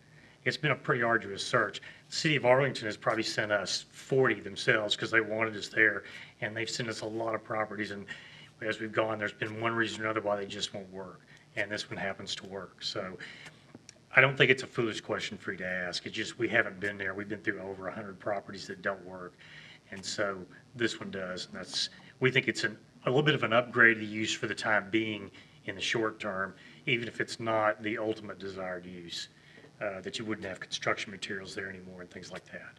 We had considered for a retail shop at the front, there's a compliance problem that we are having with the food and safety to separate out the 2 establishments enough. We then entertained a food truck as a potential option as well, but there was not enough parking. So eventually, if there's development on the street where the parking problem is solved and the noise problem that we were anticipating is resolved, then those were some avenues but we are very limited from the compliance part with the places where we sell into the wholesale sector that require the SQF certifications and things which are very stringent. That's sad, because we can have craft beer made somewhere. I mean, it's made in the same place where you can drink it also, and right now we can't have ice cream in the same place. What are we saying? Yeah. That's a point. May I ask, would you be okay with the mixed use, removing the 2 uses that were mentioned by the city manager? Laundromat and warehouse. Laundromat? And warehouse. Removing laundromat and warehouse. The reason we put those in there, and we wanted the most mild commercial uses in there, was he doesn't want to own a building he could never sell. And I think warehouse distribution would be kind of nice if we maybe limited to smaller trucks or something. We don't need 18-wheelers in there, but that was kind of a nice thing. I mean, it's up to you. And I mean, I can add, realistically, if the goal is to find additional access off of Baker Boulevard with the neighbors with lane glass. But let's say there's a world in which that is never found and their only access is off of Burge. Technically, 18-wheelers are not permitted to be doing deliveries off of that road anyway. And so box trucks would be kind of the only allowable way to distribute off of this site. So obviously that's what they're proposing, but any future user would have would have to keep that in mind as a part of, that would have to be a marketing, item that is kind of advertised as a part of the site. I still, yeah, and that's fine if it was only up to box trucks that could do it. I still would rather have the laundromat and warehouse distribution. I know you're wanting to give as much options as possible, but laundromat, I was going with other concerns even before the mayor mentioned the environmental stuff, or excuse me, manager mentioned the environmental stuff and the warehouse distribution. Those things can just run all the time. That will be a disturbance to the neighbors and that kind of thing. So I would say, I wouldn't want those in there for you. I'm sorry. Mayor, does, after a certain amount of time, a box truck size wears and tears on the city road, the resident roads too? They're not like a semi, Right. 18-wheeler, so the box truck is a smaller. I mean, sometimes Amazon comes on a box truck, so. Most garbage trucks are. What's the longest truck you would have over there? I think I'm not anticipating anything bigger than a box truck. Okay. Yeah. Because we wouldn't allow it on those Right. city streets, so we would enforce that for sure. But if you can't remove those, there's no point in me talking about it any further. I think I would be very happy to remove those two things. Okay. I would also like to add, the existing fence, there's been conversation or at least some direction, or I guess discussion by P&Z about replacing that fence. Speaking with the applicant, there's been discussion about either replacing that existing fence or removing it altogether. I'm not sure where you're leaning on that, but we're curious, does council have any kind of direction on that? I think if the fence is to be removed, as I mentioned, that will limit outside storage, or we'll have to do something outside of the PD, like through the CO process that will maybe limit that outside storage to only be, as he discussed, maybe 3 months or 6 months. And then we'll be able to pursue it as a violation if there's any future outside storage out there. Because I can see there being concern if we allow for outside storage by right at that site moving forward. And so we can allow for it temporarily as a part of this. Kind of like LE Engineering did when they constructed all that until they put up the vinyl fence, is that right? Yeah. The back of that? Yeah, so wooden fence is not allowed, right? So no, it's not allowed in commercial, but that was built a while ago before. No, but once he's replacing it, he can't put back a wooden fence, correct? That's correct. He'll have to utilize a material that is an approved material, or he'll have to go through an internal variance process if it's something that we deem as desirable. I will add that through this process, we came to the realization that the owner of the site has started building a new fence, internal or inside of the existing fence. We were obviously not aware of that because you can't see it because of the old fence there. And so it wasn't until we started having these conversations that we learned a new fence was being built. It was metal, so we told them to stop building it, and that we'd have a conversation at council to see what direction they wanted to move forward with in regards to the fencing out there, if any. Would they be allowed to put up a chain link with slats? No, it's only allowed, permitted in the business park. Will there be overnight parking for those box trucks? Overnight park. So those would only be distribution. I don't believe they would, well, I guess I'll let you answer that. No, I'm not expecting any overnight box trucks. But there is that possibility. Not that I think So of. every evening, all the trucks are gone, They it's should just be the building sitting there? Yes, yeah. Okay. So we are dealing with milk products and sugar. Yes. So what are we inviting also?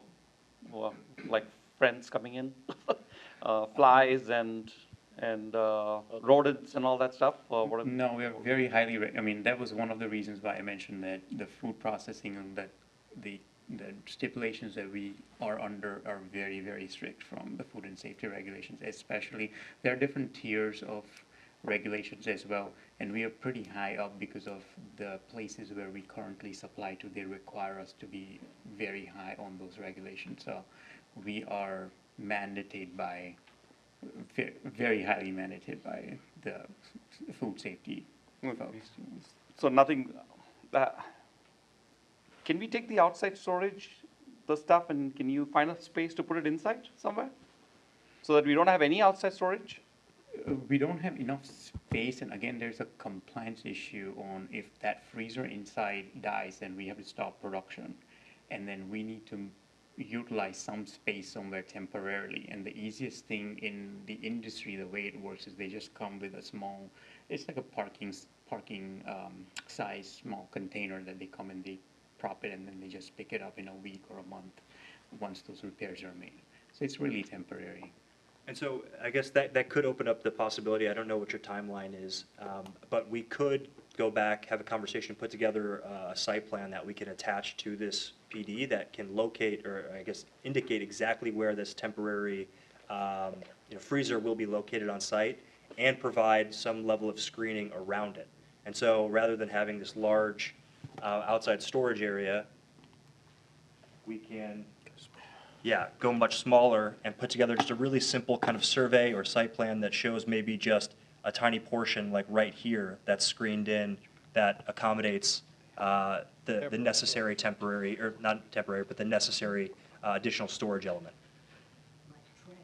So JB, what is that little spot there in the front? It's got a, if you Talking about see this the. right here? No, in the building itself, there's like a small, yeah, right there. A little cavity of some sort, Like a little- whatever that is. Like I that. don't know. From what I understand, there used to be a roll-up door right over there, so. Right here, there used to be a roll-up door, and that's where they used to have their deliveries made originally. Okay, so you're going to be using that spot for deliveries, or? I think that that would be the best for not going into the side street and be minimal interference to the residents. If we can get access from Baker Boulevard into them, that would be the easiest way to for the trucks to minimize the time.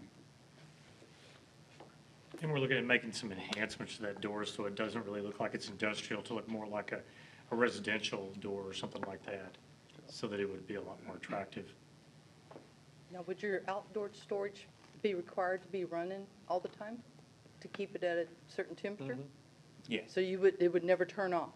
So again, there's that noise level of that machine running in the parking lot close to the resident. The noise level for those units are pretty standard for commercial uses. It's not heavy industrial use or anything like that. I think 80 decibels is the threshold over which it's considered to be heavy industrial, and this is at 60 or something like that. I think my concern would be is because the residence is so close to your building. So, okay. 40 feet. Well, I think it's about the I think same. I'm sorry, your employees are out of there by 7 o'clock in the evening, right? You only got 2 shifts, 3 to 4 people on each shift. So, I mean, they're not gonna be, it's not like they're all beating on pots and pans at 10 o'clock at night. You know, that's not gonna be a problem. I It just doesn't think sound with like the it. machine, with the engine running the whole time, that's what I was thinking. Those are minimal, Just though. to add it Those to- are minimal. That's minimal. Yeah. To add the 80 decibels, I think if I remember correctly, something anywhere from 60 to 70 decibels is like a conversation. Right. So outside storage is only for temporary. It's not permanent. No. So how do we keep track of that? If we see something set up back there, we keep track, somebody drives by and say, hey, they got something out there, put the clock on them? Yeah, no, so I And think, then what do we do if they don't move it? I think what we can do is, it sounds like you guys would be agreeable to that, is they only need the outside storage for that one backup, freezer essentially. And so what we will do is, with your direction, we can either, I guess, table this to the next item, or you can approve it with the base zoning of mixed use, to include the additional uses requested by the applicant with the exception of laundromat and warehouse. And we've already got a specific condition in the ordinance that talks about the operation needing to operate in compliance with a site plan that is attached.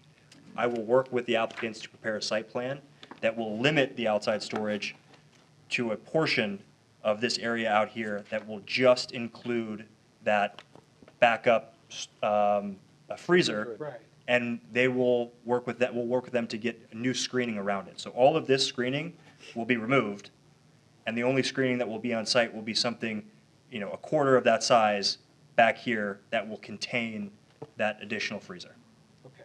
And that'll be depicted on the site plan or the survey that we work with them on. So you could work to get all that prepared for us. We could table this and you could come back with all that. I can come back at the next meeting, absolutely. Okay. Would you all That like work to for you guys? consider I think tabling if you're open to a motion, I'll move to do that. this? Yeah. All right. Okay, Mayor, I move that we table this conversation to allow JP to put together the mixed-use plan and the limited outside storage To the April 27th, 2026 to the, meeting. to the April 27th, yes, meeting. Okay, and also to remove those other two items too, for the laundromat and for, Yep. okay, yep. I second. Warehouse distribution, Travis seconded. Okay, all in favor of tabling this? Aye. Aye. Any opposed? Motion carries. All right. So can I Thank ask the Yes. attorney a question? Do they need to continue the public hearing, or how does that? We've already had the public hearing. We Right. could either reopen it and continue it, or we can have another public hearing. We can reopen it again. It's either way. Perfect, thanks. All right, thank you very much, you all.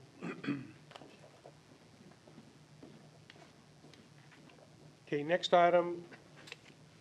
You want to present that one? Okay, we'll move to item 4, reports and discussions. Item A is a discussion on changing the date of the May 25th, 2026 regular city council meeting to May 26th due to the Memorial Day holiday. Y'all have any questions or any concerns on that? No. I mean, it's my birthday, so dadgummit, whatever. So, well. The 25th.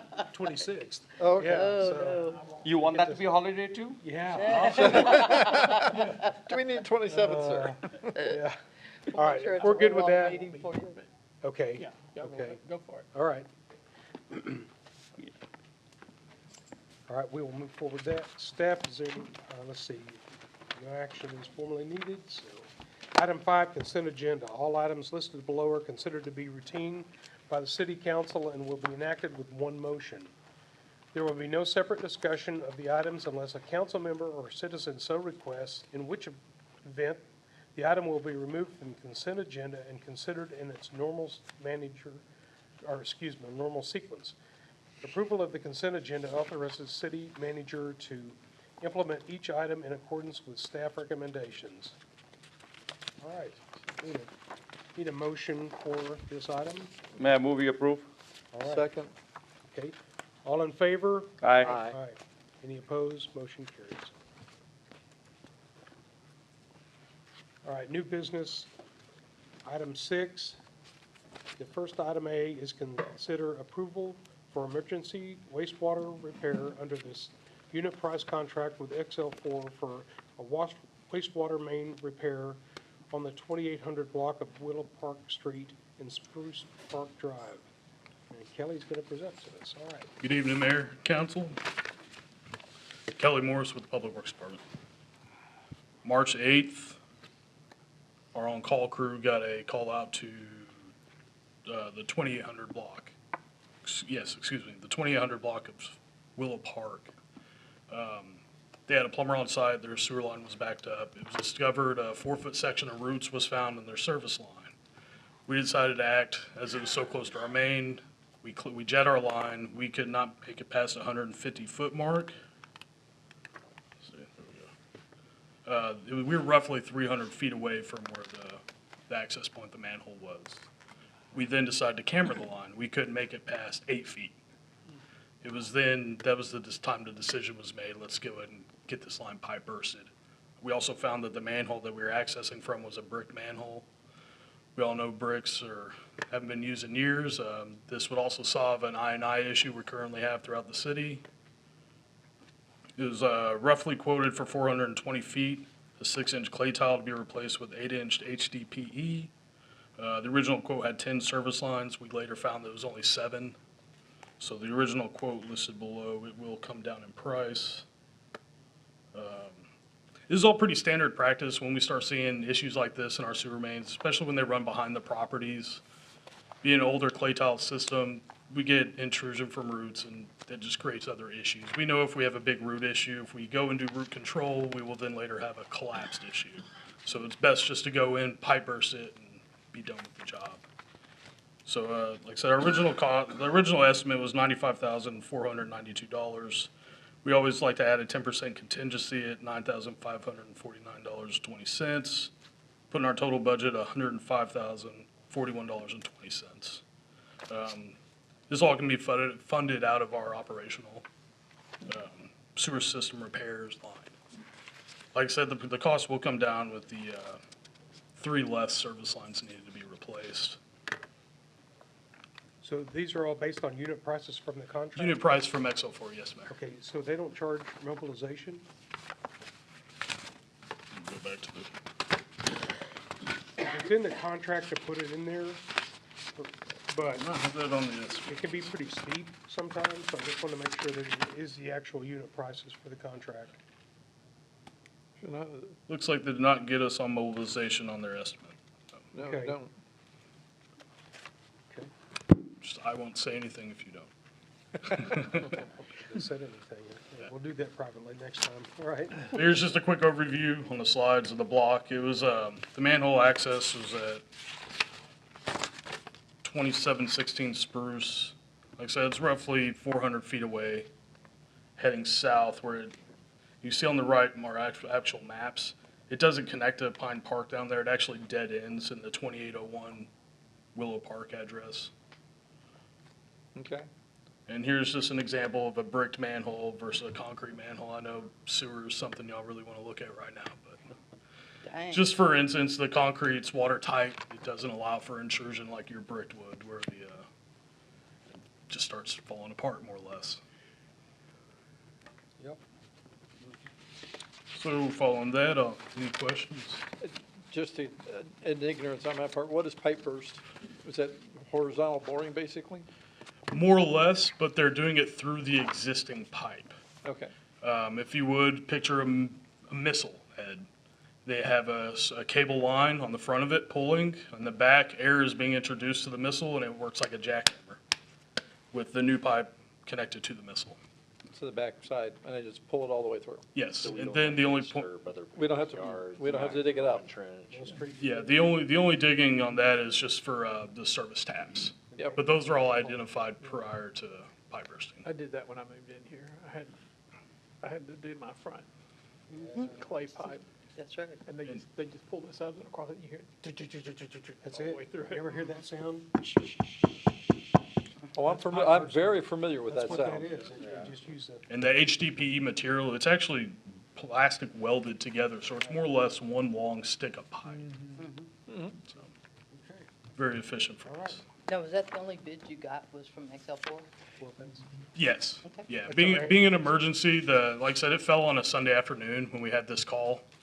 So we had a pretty quick turnaround. They're out within a couple of days starting to, but we have an annual contract that covers this, so it's not like he just went out and got somebody else, so. Yeah, so the pricing is It's set. established, And it's the fact that it's over $50,000, we have to bring it to council, but he had to get the work done first. Absolutely. Yeah, I don't blame you for that. Thank you. we did make it better. Like I said, we've eliminated some I&I in that area, so it's our continuous battle. So, Okay, very good. All right, thanks, Billy. yeah, thank you. All right, you don't have to read the whole motion, but if anybody want to make a motion to approve? I make a motion, we approve. I'll second. Okay. All in favor? Aye. Any opposed? Motion carries.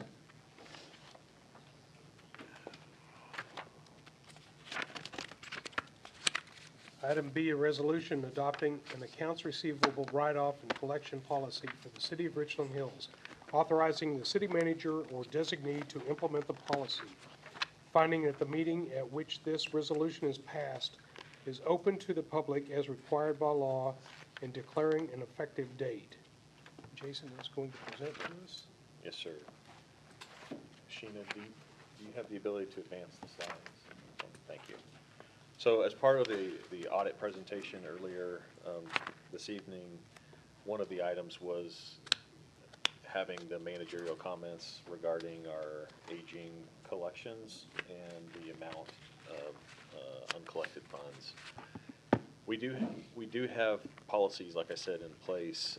A lot of those we're working on updating various functions throughout the finance and purchasing policies.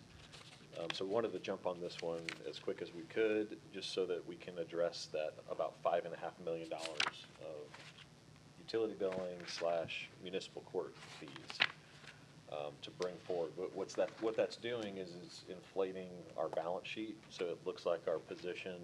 We've got these receivables out here that makes it look like that's future revenue, but if you never receive it, it's still just hanging out here. So it inflates your position artificially. So by removing it, we're more in line with reality. So that's what the purpose of this is. So this would just be a formalized policy that would allow us to look at these different categories and bring these back to whether it's city council or through the city manager approval or staff, and we'll kind of go through these. But what we're recommending is that you would look at writing off accounts following these conditions. So an account is inactive and shows no payment activity. Sometimes when people move out of the city, they have a deposit on file for their utility bill or their water bill, and they don't pay it, or they don't think to pay the last bill. We don't have a forwarding address to where they went, so that's some of the reasons why we don't have the ability to collect those payments. When we collect deposits, though, that's the reason we have a deposit on file, so it can credit back that or future payment if necessary. Sometimes the balance it's cost effective. We have to pay the line barter to go after some of the uncollected payments. Same with warrants. So if we're going out from a court standpoint, it may cost us more in staff time to go pursue something rather than to collect the fee. So these are some of the reasons why we would write these off.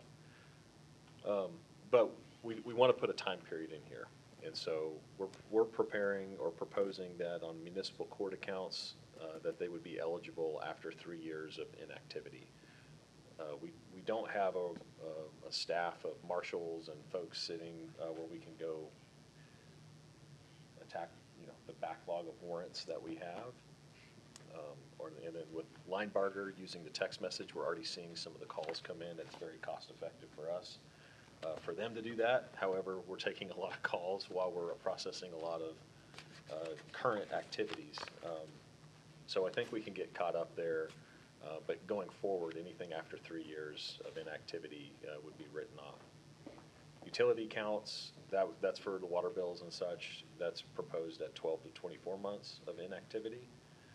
And then, of course, there'd be special circumstances that we would bring forward to City Council to consider if needed. So from the approval standpoint, City Manager would have approval up to $5,000. If there was anything amount that was up to 25, I would notify the City Council of that.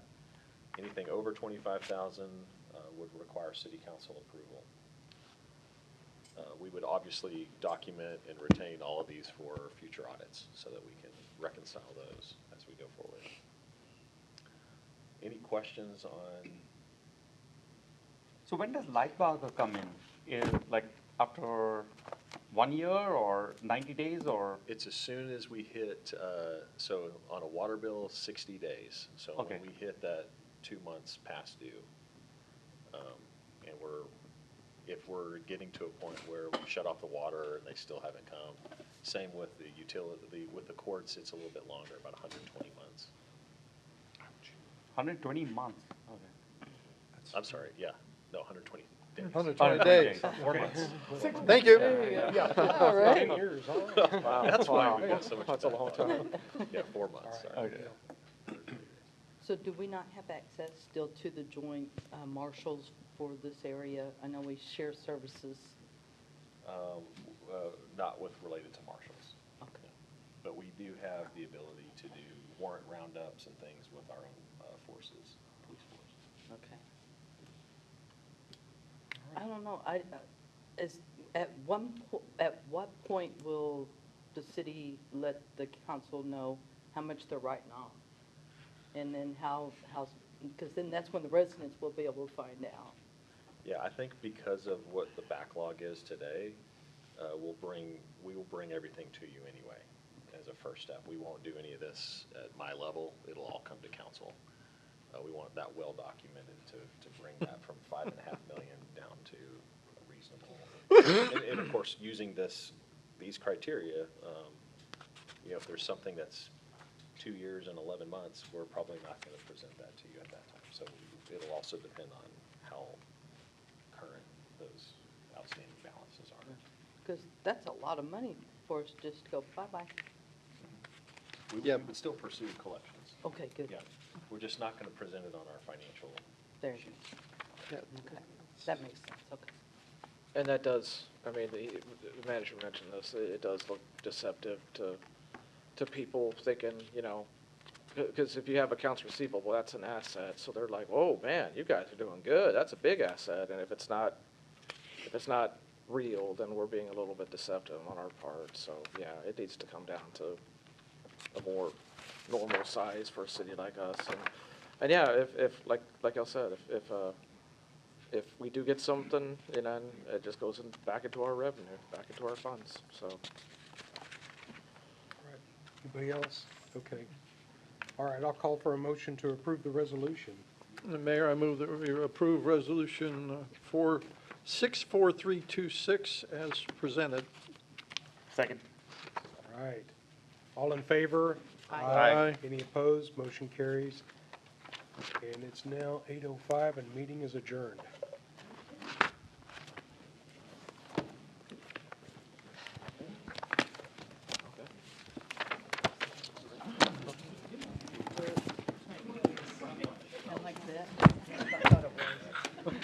That's what you're looking for. Are you in that picture? Uh-huh, I am, I'm sitting. I'm in there somewhere. That's kind of. That's Linda Knowlton. That was a good job, y'all did that. Yeah, that It was way cool.